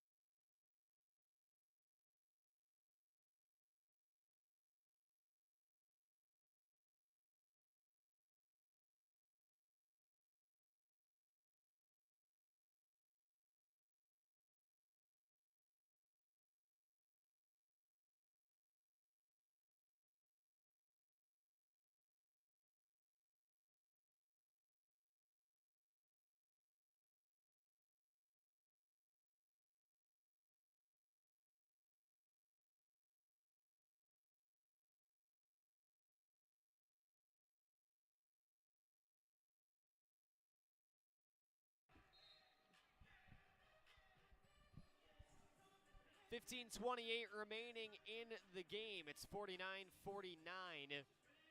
RedHawks forced a couple of quick Falcon turnovers. They're up to 9 now in the game. And Miami's worked their way back to tied after Bowling Green's had the lead throughout the early goings of the second half.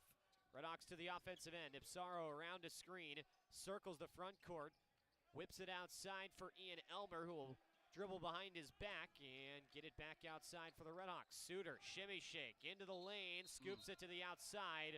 Ipsaro left alone, but Suter traveled on his way to the MAC logo. And it's the RedHawks' turn to cough the ball up. Just looked like Suter was rushed there, tried to get it out to the corner for a three, but just slid the foot a little bit.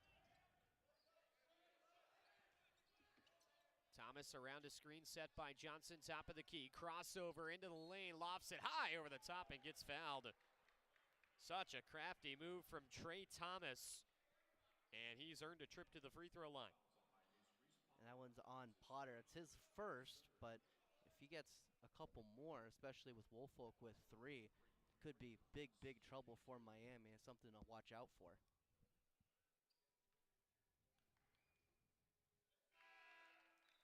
Thomas hits the first free throw to give Bowling Green the lead back. Falcons with 5 team fouls, Miami with 3. Cam Kraft leading RedHawks scorers right now with 13, tied for the game high with Jemai Felt. Thomas swirls the ball and bounces it once. Connection on the second free throw, and it's 51-49 Falcons. 12 seconds under the 15-minute mark of half 2. Right elbow, Reese Potter down with it. Short pass, Elmer to the right elbow. He goes and knocks down the mid-range jumper. Another one. 8 points, all 8 of them points have come on shots like that. Second level has been kind to Ian Elmer tonight. Sophomore ties the game up at 51. Thomas sauntering inside against Kraft, pivots and gives back out for Butler. Bullying into the lane, he will throw it up. Too strong, Felt with an offensive rebound, kick out Thomas, his 3, off the front rim and in. And initially a really good defensive possession there from Evan Ipsaro, but Miami giving up the rebound can't allow Bowling Green to get a second shot. Suter stepped back into a 3 and missed it. Rebound right to Ipsaro. Miami with another chance. Now Potter, a big man tray. That's long, and Suter shoved his man over on the rebound. Miami nearly got a second offensive board, but Suter put 2 hands into the back of Dejan Humphrey and just shoved him over. And that'll be Suter's 3rd, so I would expect him to go to the bench. Yep, and he did. Brad Byers back onto the floor to replace him, and now Makai Cooper will come on to take Cam Kraft's spot. Now this is a really interesting lineup we haven't seen Travis Steele really go with yet. Yeah, we've seen some different lineups today. I don't know last time I've seen this lineup out on the floor together. Elmer, Ipsaro, Cooper, Byers, and Potter. Johnson galloping inside and draws a foul on the way in.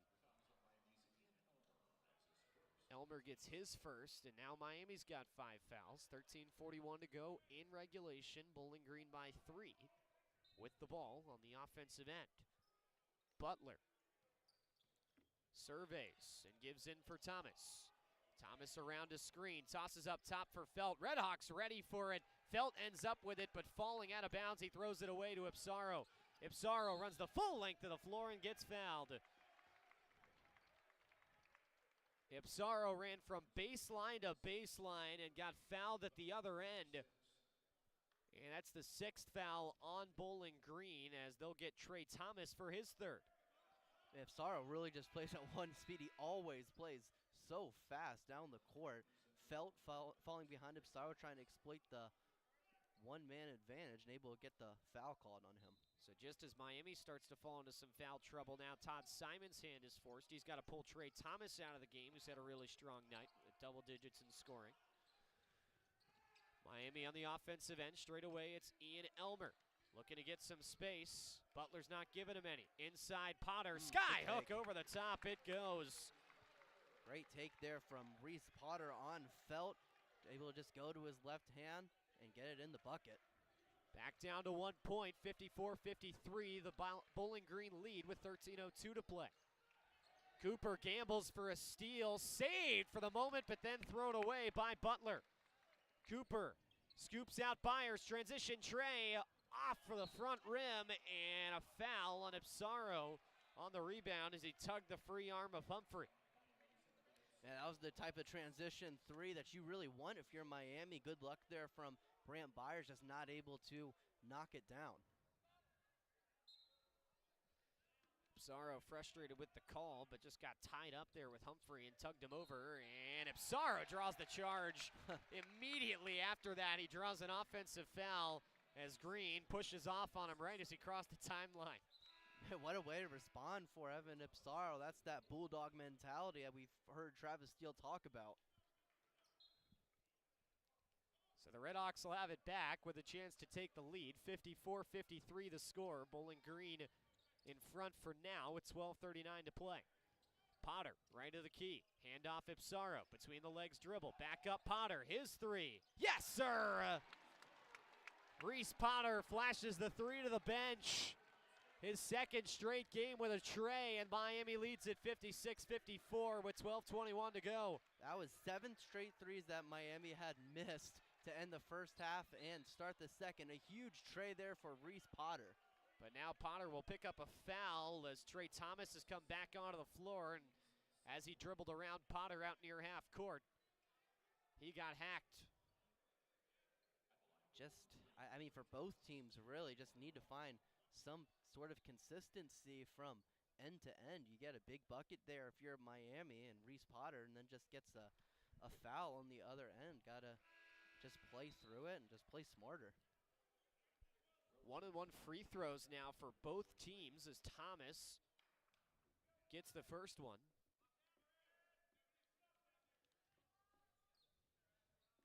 Spins the ball, bounces it once, and puts it through. On the second one, Marcus Johnson, meanwhile, has gone to the bench. It's been a pretty quiet night for the leading scorer in the MAC. 56-56 now, we're tied, 12:07 to go. Ipsaro off the screen, up top Potter, pump fakes on the three, felt right in his face, it'll force him to get rid of it. Elmer drives in, pulls up from the mid-range and swishes it. Man, it's unbelievable how good he is from the mid-range today. Does it yet again, a fadeaway mid-range jumper, why not? That might have been his toughest look of the night. Miami's back in front by 2, 58-56 with 11:43 to go.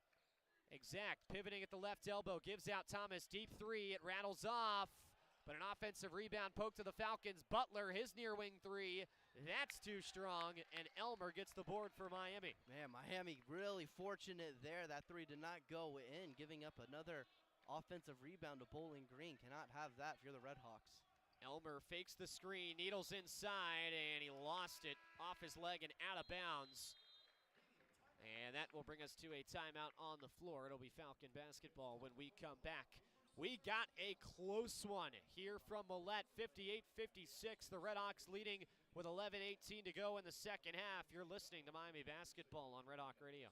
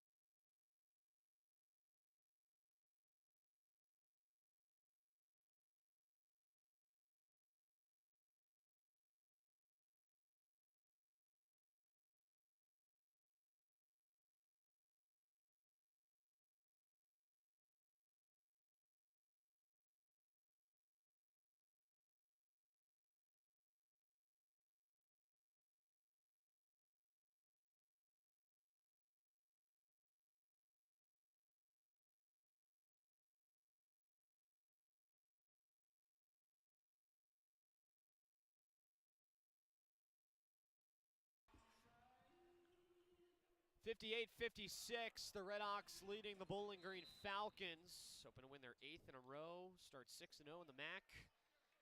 This has been a tight one like a lot of them have been in MAC play so far this season for Miami. 11-11 to go in the half as Bowling Green's got it on the offensive end. Thomas outside Johnson, closed off by Elmer. Johnson driving in, Elmer plucks it away. Johnson gets dirty on the floor, trying to get rid of the ball, and he lost it to Miami. Lead pass ahead, Makai Cooper goes up top to slam it with 2 hands. That's unreal. Whoa! I can't believe that happened. That was just a straight up jump there from Makai Cooper. There was no running into that at all. And now a 3 is waved off by an offensive foul on Bowling Green. Thomas buried the 3, but an offensive foul on the Falcons, and Millett is alive. Wow. I don't think I've ever seen Makai Cooper dunk the ball in warm-ups. I don't think I have either. I didn't know he had that kind of jumping ability.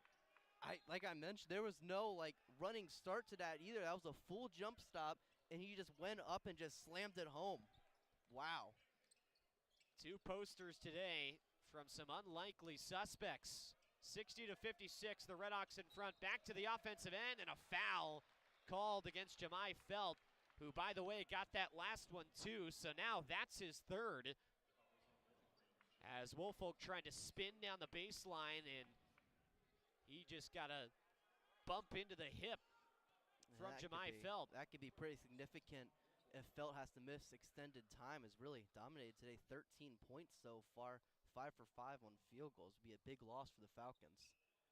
Woolfolk shooting some one-on-one free throws and wills the first one in with some hand movement after he got rid of it. And that's a big one too, because the Falcons don't really have another rim protector. The other big is Marcus Johnson, who can do a lot on the offensive end, but is not quite as mobile defensively and long as Jemai Felt. And honestly, Luke, Miami's defense has done such a good job on Marcus Johnson. He looks kind of worn out so far. He does. 2 for 2 trip to the free throw line for Antoine Woolfolk, and it's a 6-point Miami lead, 1 point shy, their biggest today. Johnson drives underneath, he gets stuffed by Woolfolk, and again, a 3rd try won't go, and the RedHawks have it. 2 blocks on the play for Antoine Woolfolk. Johnson had 3 shots, couldn't get any of them to go. That's the type of defensive intensity that Antoine Woolfolk can provide. What a sequence there. Cooper off the dribble handoff straight away, try to kick it out for Byers. It was deflected out of bounds off Byers' palm. And Miami will give it away. Little disappointed there if you're the RedHawks. That was a chance to really throw a haymaker, and unable to do so on that possession. It stays a 6-point game. It's been a 11-2 run for Miami over the past just over 4 minutes now. A basket there really would have opened this one open, really switched the momentum to Miami's side. 9:37 to play. It's 62-56 RedHawks. Thomas tries to bounce it inside, swiped away by Makai Cooper. Cooper runs it to the front court, cuts it across, finds Byers, his 3, too long. Rebound right to Woolfolk, who puts it back for 2. Just right place, right time again for Woolfolk. The 3 from Byers misses everything, but Miami able to capitalize. Timeout called by Todd Simon and Bowling Green. And the Falcons have quickly fallen into their worst deficit of the night. Still a close one, but the best sequence of the game for the RedHawks. And they lead it 64-56 with a timeout on the floor. You're listening to Miami Basketball on Red Hawk Radio. Back for more after this.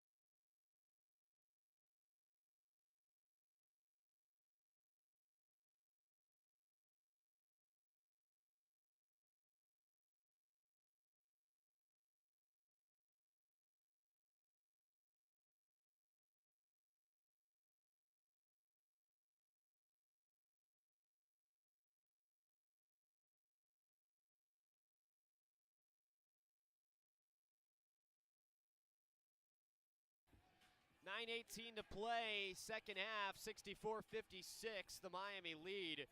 Makai Cooper, Brant Byers posters.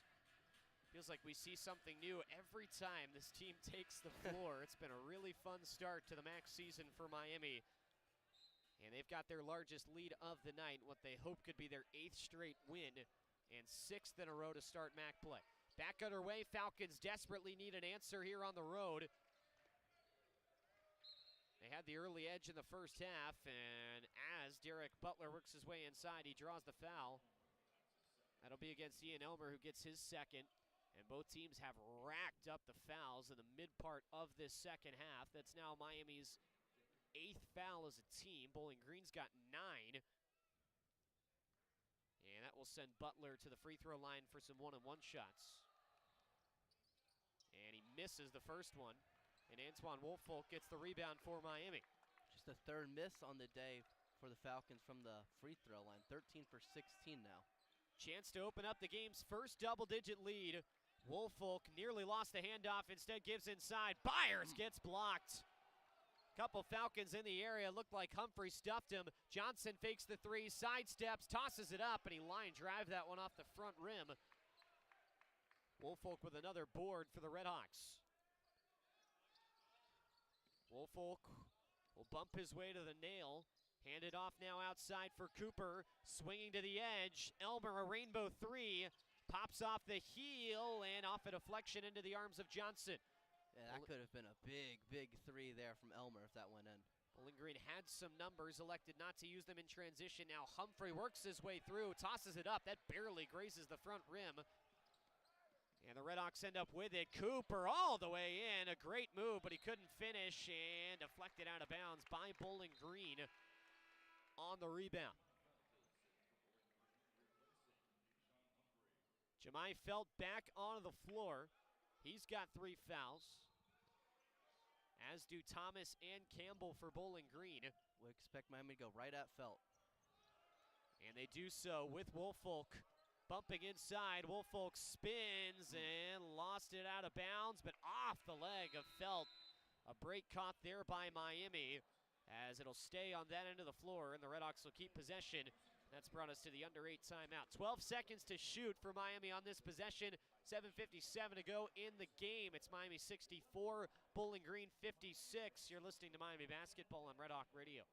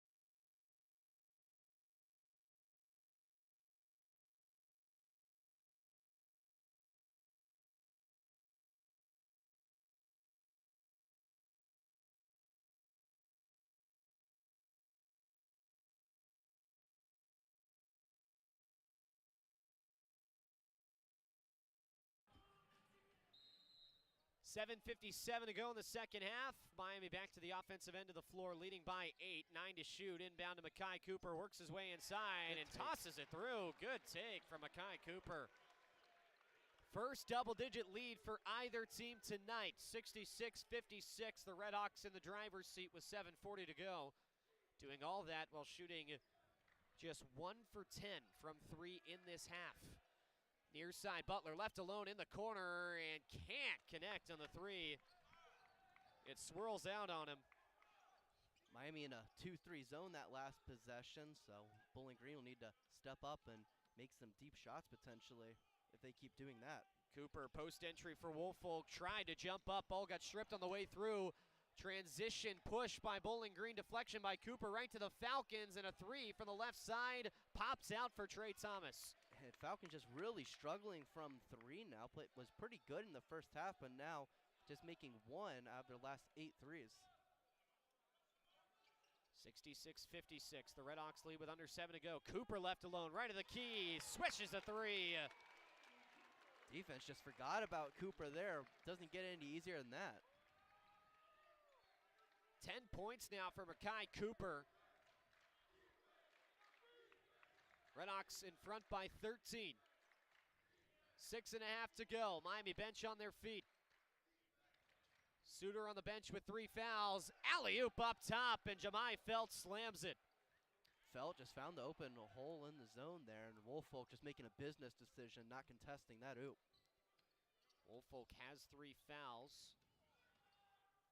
He's the one for the RedHawks that's on the floor with, as mentioned, Suter on the bench, although he has gone up to the scorer's table awaiting entry. Elmer into the lane, falling away, just throws it up. RedHawks try to bat it outside, but it's into the arms of Butler. Running in transition, he's 1-on-2, and he'll pull it back. Thomas, his 3, waved off by an offensive foul inside. And that's going to go against Felt, and that's going to be his 4th. Yeah, that's a pretty big one. And that's not a good foul to take for Feld. He doesn't agree with the call, but that was not even close to the ball. And it was while Trey Thomas was shooting a wide open 3. They're going to review it. Very unnecessary.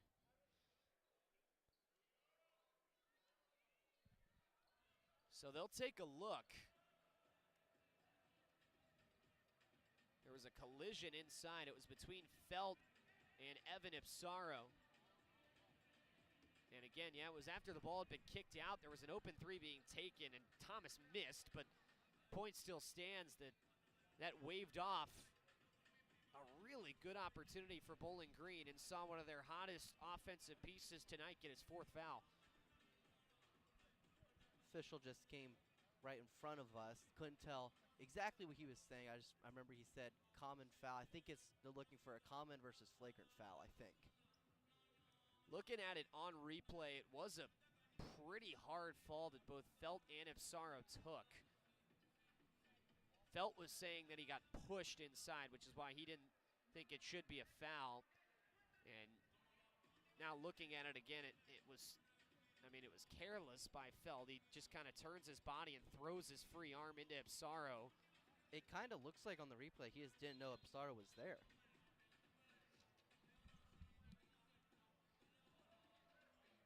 Believe it's just going to be a common foul. Not a ton of contact.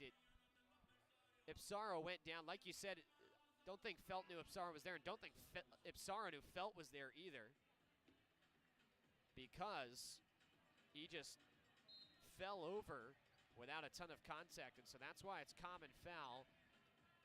But still an offensive foul to wave the shot off. Felt gets his 4th. He'll go to the bench. Peter Suter back onto the floor for Miami, along with Cam Kraft and Reese Potter. They're on the floor with Makai Cooper and Brant Byers. So right now, a very small lineup out for BGSU. Looks like the biggest guy out there right now is Marcus Johnson. And they're pressing, and the RedHawks break it, and Brant Byers makes them pay with a slam.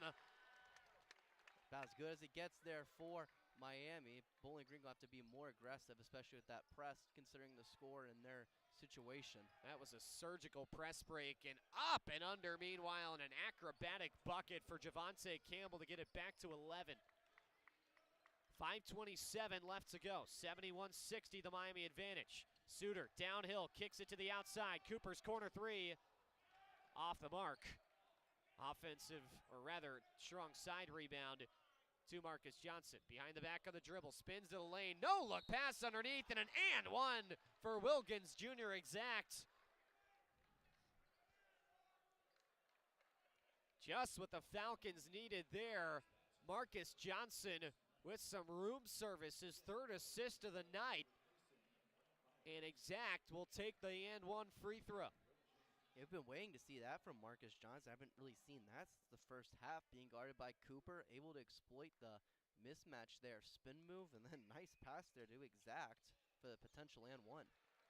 Utah transfer misses the free throw. So RedHawks stay in the lead by 9 with 5 minutes to go.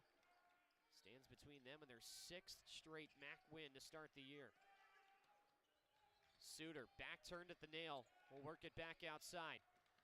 Bounces off for Potter, it's deflected away from him. He'll have to race into the backcourt to grab it away from Johnson. 6 to shoot.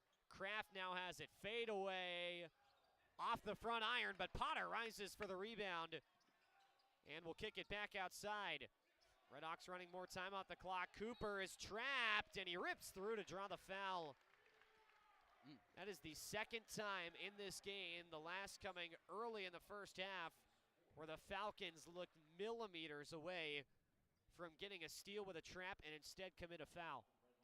Yeah, I mean, it was right there for Bowling Green. I mean, it looked like Cooper had no room to go, but able to get the foul. So now 2 free throws for Makai Cooper, who's one of the RedHawks' best shooters, and the first one is good. 11 points now for Makai, 4 for 7 shooting. That last foul on Trey Thomas, that's his 4th. So now Thomas and Felt each with 4 fouls for the Falcons. And despite the leading scorer in the MAC, Marcus Johnson, playing in this game, those have been the 2 best scorers in this game, each with 15 points. It's been a quieter day, significantly by Marcus Johnson's standards, at about half of his normal clip, about 16 a game. Both free throws made by Cooper. Quick open three, hit, and the foul from the corner by Butler. Elmer commits the foul, and a blunder there by Miami will allow the Falcons to potentially get within 7 as Butler hit nothing but net on that 3. He'll take a second to collect himself as Elmer just scratched right across him.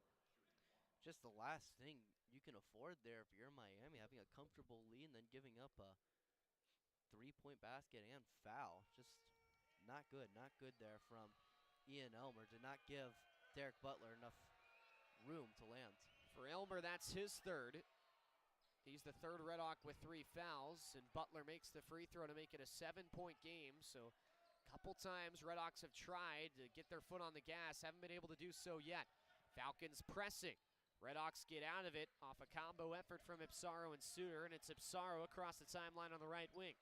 Stepping between the circles. Wants a screen up top. It's set by Potter. Races around it. Gives off Potter. Pumps the 3 and pulls back down. Now it's Elmer.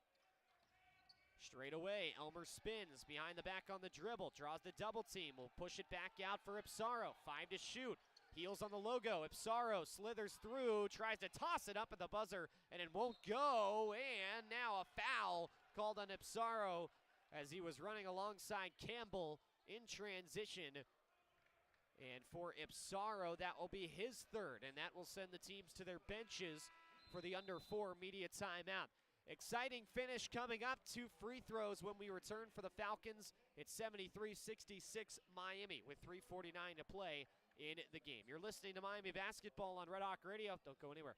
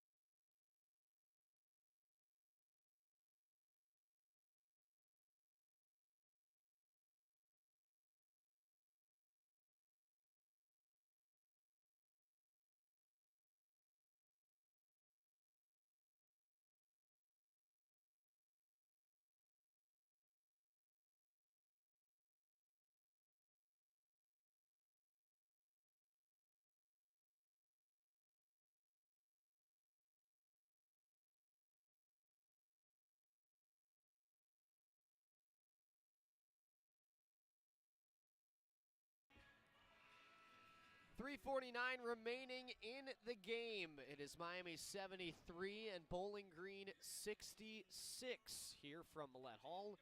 With Bryan Miller, Poley with you. RedHawks led by as many as 13. Falcons, though, got a 3 made and a foul in the last possession. Then just got a stop. RedHawks quickly fouled.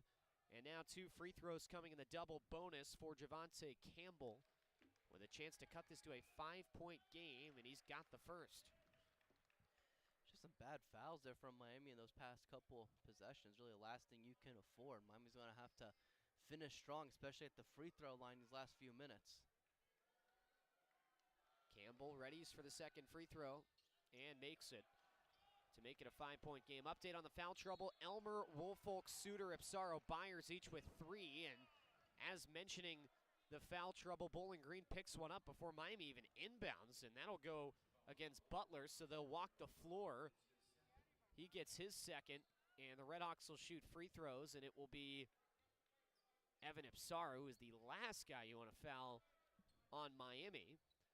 And Thomas and Felt, the 2 top scorers in the game for Bowling Green, are there too with 4 fouls. RedHawks have done a good job against the max leading scorer, Marcus Johnson. He has just 8 today.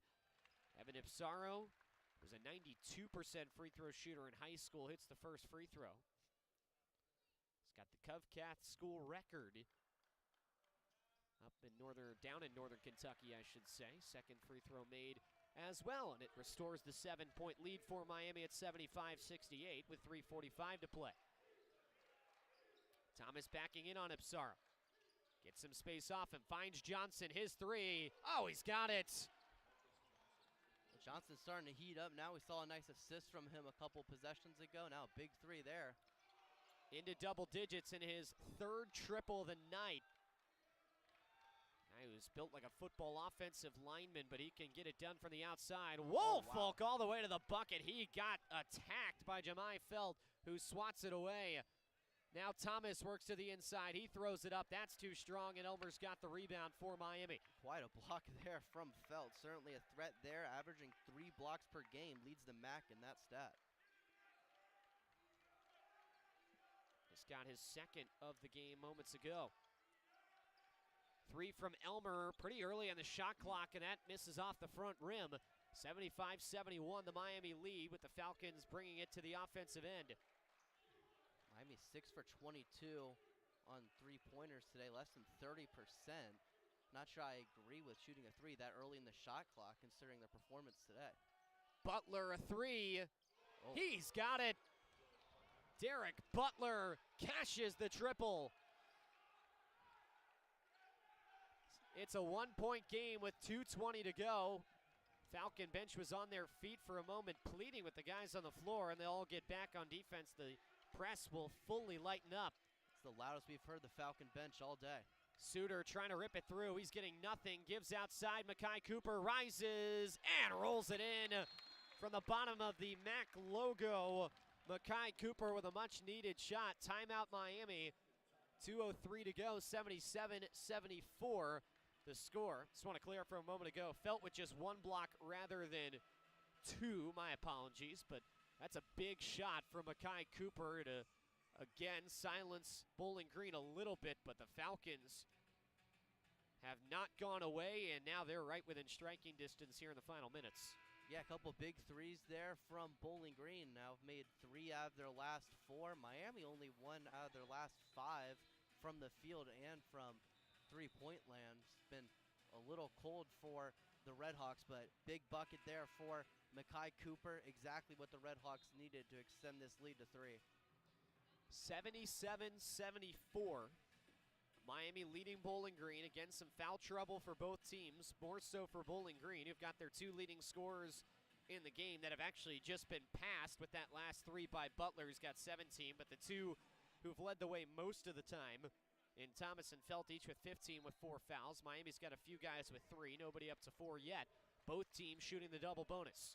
We're back underway. Under 2 minutes to go with the Falcons trailing by 3 here on the road. Thomas dribbling it shoulder high with the right hand. Around a screen, mismatched by Woolfolk. Now it's Ipsaro back on him. Thomas hop steps inside, pulls up, throws it off the front rim, and it rolls over and in. Really good take there from Thomas. The full jump stop there, able to get it around the rim and in. Down the right side, Suter takes it across the timeline. RedHawks lead it 77-76 with 1:30 to go. Woolfolk just underneath the key, slips it under for Suter, hangs up and scores. Simple offense, it works for Miami. Back to a 3-point lead with 75 seconds to play. Good mismatch there. Suter on Derek Butler. Suter had 3 inches on him, able to get the bucket. Now a shoulder inside. Campbell spins, tosses it up, too strong, and Woolfolk rips the rebound away from Felt. Both guys got 2 hands on the basketball, but Woolfolk with the strength to pull it away for the RedHawks. Under a minute to go. Miami back to the offensive end, leading by 3, and Travis Steele wants another timeout. That's his 3rd, and so he's got 1 left. And the RedHawks will call a full timeout here with 52 seconds to go. They can run 19 more seconds off the shot clock. And so that'll leave around 33 for the game clock. But if you're the RedHawks here, with the shot clock at what it's at, it's not a tremendous factor. The biggest thing here is you just got to score. Yeah, absolutely. Getting it to 2 possessions would be absolutely huge. Have a few options for Miami. Makai Cooper has been really, really good this half, now leading the RedHawks with 14 points. If you get him on a drive inside, could pass it out for a mid-range shot or maybe even a 3. I think a look for Cooper to drive it in with an option to pass it out to Elmer for a mid-range shot would be the look that I would go for, but certainly a lot of options for Travis Steele at his disposal. RedHawks are led by Makai Cooper with 14. But Miami's got 5 in double digits, and Pete Suter and Reese Potter on the edge with 8 and 9 respectively. It has been a spread the wealth type of night for the RedHawks. Biggest possession of the game coming up.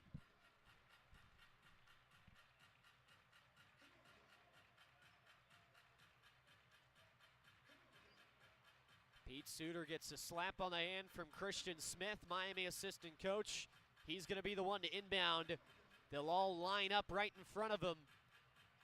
It's Suter, Woolfolk, Elmer, Cooper, Ipsaro on the floor for Miami. They'll start the movement. Cooper heads to the backcourt. Cooper gets the basketball. Cooper into the front court. Now a handoff from Woolfolk to Suter. Right elbow. Suter with 9 to shoot. Works his way back outside. 7 on the timer. Suter heads down right. Pulls up from deep and hits. Flashes the ice in the veins. Peter Suter with a huge 3. Timeout Bowling Green. What a big time shot there. Just a dribble pull up. A big, big time shot there from Suter. That is exactly what the RedHawks needed. So Suter runs in and splashes the triple. They'll call it a 3 on the floor. It was awfully close as Suter was right at the 3-point arc. So the officials are going to take a look at it. And I believe indication is then it's going to stand as a 3.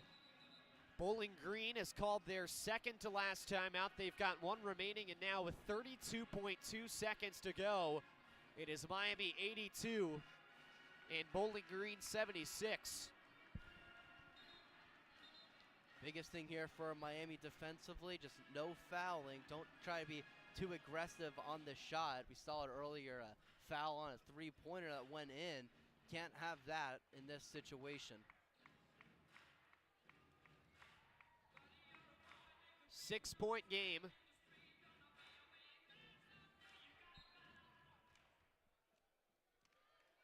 And the Falcons will inbound it to Trey Thomas. Thomas works to the near side. Shot and game clock separated by 4 seconds. 2-possession game. Falcons got to go here. Certainly taking their time. Johnson back up for Thomas, 14 to shoot. He's just got a trigger. Can't hit it. Rebound tapped in the air. It's loose. Cooper runs it down, but had to save it in bounds.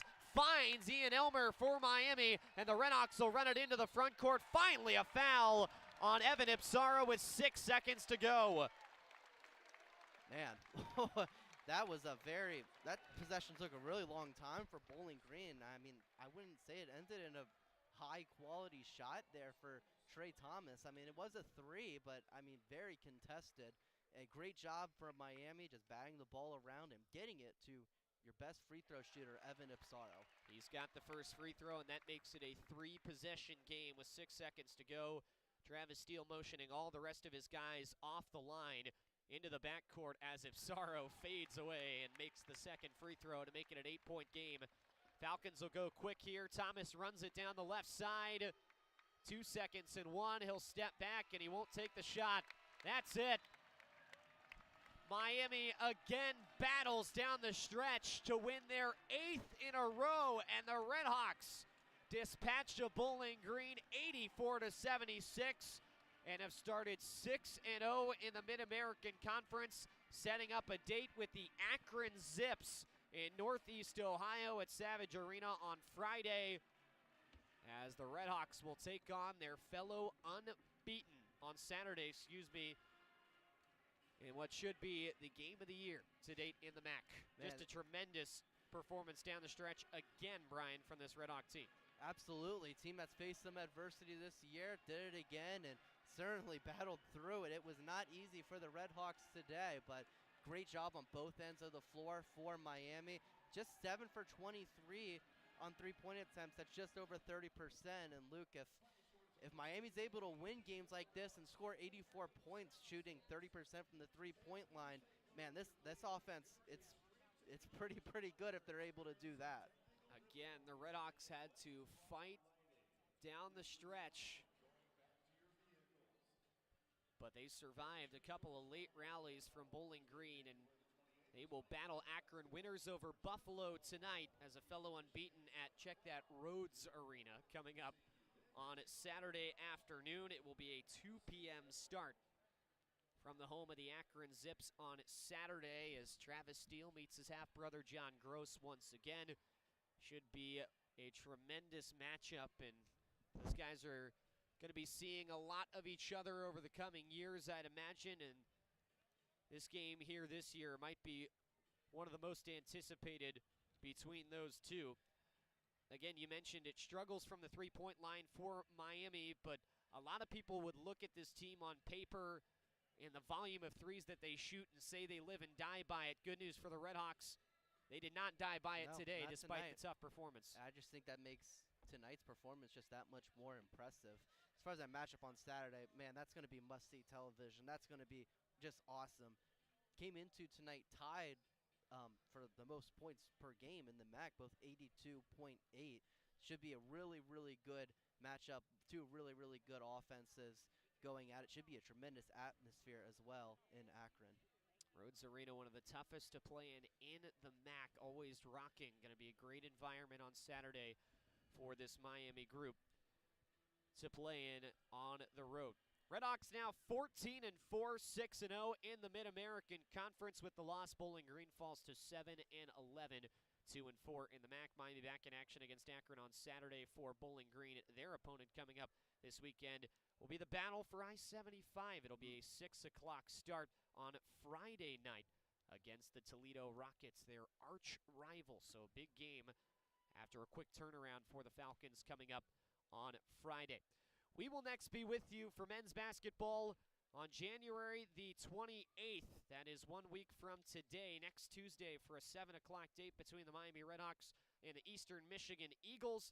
Coverage begins at 6:30 with the Red Hawk Radio pregame show like always. Next time you'll hear from us on our airwaves is tomorrow night as Glenn Box and the Miami women return home, and they will take on Akron tomorrow's coverage beginning at 6:30 with tip-off at 7. So that'll wrap things up for us here tonight from Oxford. Andrew Relvas as your post-game show, after the break. Miami beats Bowling Green on this Tuesday night, 84-76, as the RedHawks are now 6-0 and tied for the lead in the Mid-American Conference. Thanks for tuning into this presentation of Miami basketball on Red Hawk Radio. We'll talk to you next time. Post-game coming up next.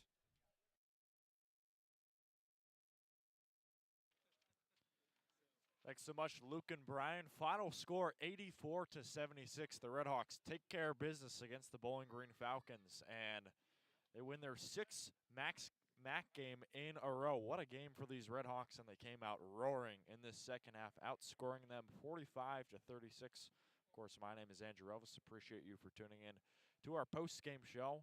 RedHawks win by 8, and yeah, what a win for these Miami RedHawks who do it in dramatic fashion. When the game was on the line, they needed some players to come down and score in a hurry, and of course it was Makai Cooper leading the scoring with 14 points for him, 2 rebounds, 2 assists, and 1 steal. Just what a game for him. He was electric. Antoine Woolfolk made it count to 11 points and 7 rebounds, leading the rebounding for the RedHawks. He was on a mission to grab those boards against these Bowling Green Falcons, a really physical group in the MAC. And the second leading scorer, Cam Kraft, got out, and he played well once again. 13 points, 5 for 8 from the floor, 3 rebounds, and 1 assist. Just a great night from Cam Kraft, the Xavier transfer. Turn it over to the Bowling Green Falcons. 17 points for Trey Thomas, 5 for 12 from the floor, and 7 assists. Good game for him. Derek Butler, 17 points again, and 3 steals, led the team in that category. And 15 points for Jemai Felt, 6 for 6 from the floor, and 6 rebounds. Tied for first in rebounds with Marcus Johnson with 6. Johnson as well had 11. And this was a game where the RedHawks really put Johnson in a straitjacket. He shot 4 for 11 from the floor and only 11 points. You don't usually see that with Johnson. Johnson, the type to get up in the 20s, but down to 11, they kept them quiet. In terms of shooting, the RedHawks limited Bowling Green to 48% from the floor, 50% from 3, 10 for 20, and 16 for 20 from the free throw line. Very similar to the stat line they gave up against Eastern Michigan last game. For Miami offensively, 53% from the floor, 30% from deep, and 83% from the free throw line. The RedHawks, they had 6 players in double figures. Brant Byers with 12, Peter Suter with 11, 13 from Kraft, Woolfolk with 11, Cooper with 14, and 10 from Ian Elmer. And especially in this game, the RedHawks kind of struggled from deep. They shot 30%, 7 for 23 from beyond the arc. But, you know, Luke talked about it earlier. This team certainly relies on the 3 a lot, but this game proved that they don't need the 3 to win, and they came back in a big way to take down those Bowling Green Falcons. What a win for these RedHawks. They improved to 14-4, 6-0 in the MAC play, and wouldn't you guess it, 8 straight wins for Travis Steele's RedHawks. The next matchup, of course, will be at Akron against the Akron Zips on the eastern side of the state on Saturday at 2 p.m. Should be a fun one. Must-see TV between a pair of 2 unbeatens in the MAC schedule.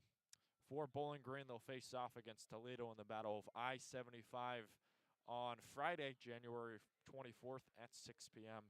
at Bowling Green. Should be a fun one between 2 bitter rivals. Thanks so much for tuning in. My name is Andrew Relvas. Final score 84-76. Miami wins big against Bowling Green, and they will have Akron at their next game. Thanks so much for tuning in, and we will see you tomorrow. As a reminder, this is Miami men's basketball on RedHawk Radio. We'll catch you tomorrow for Miami women's basketball in a little bit.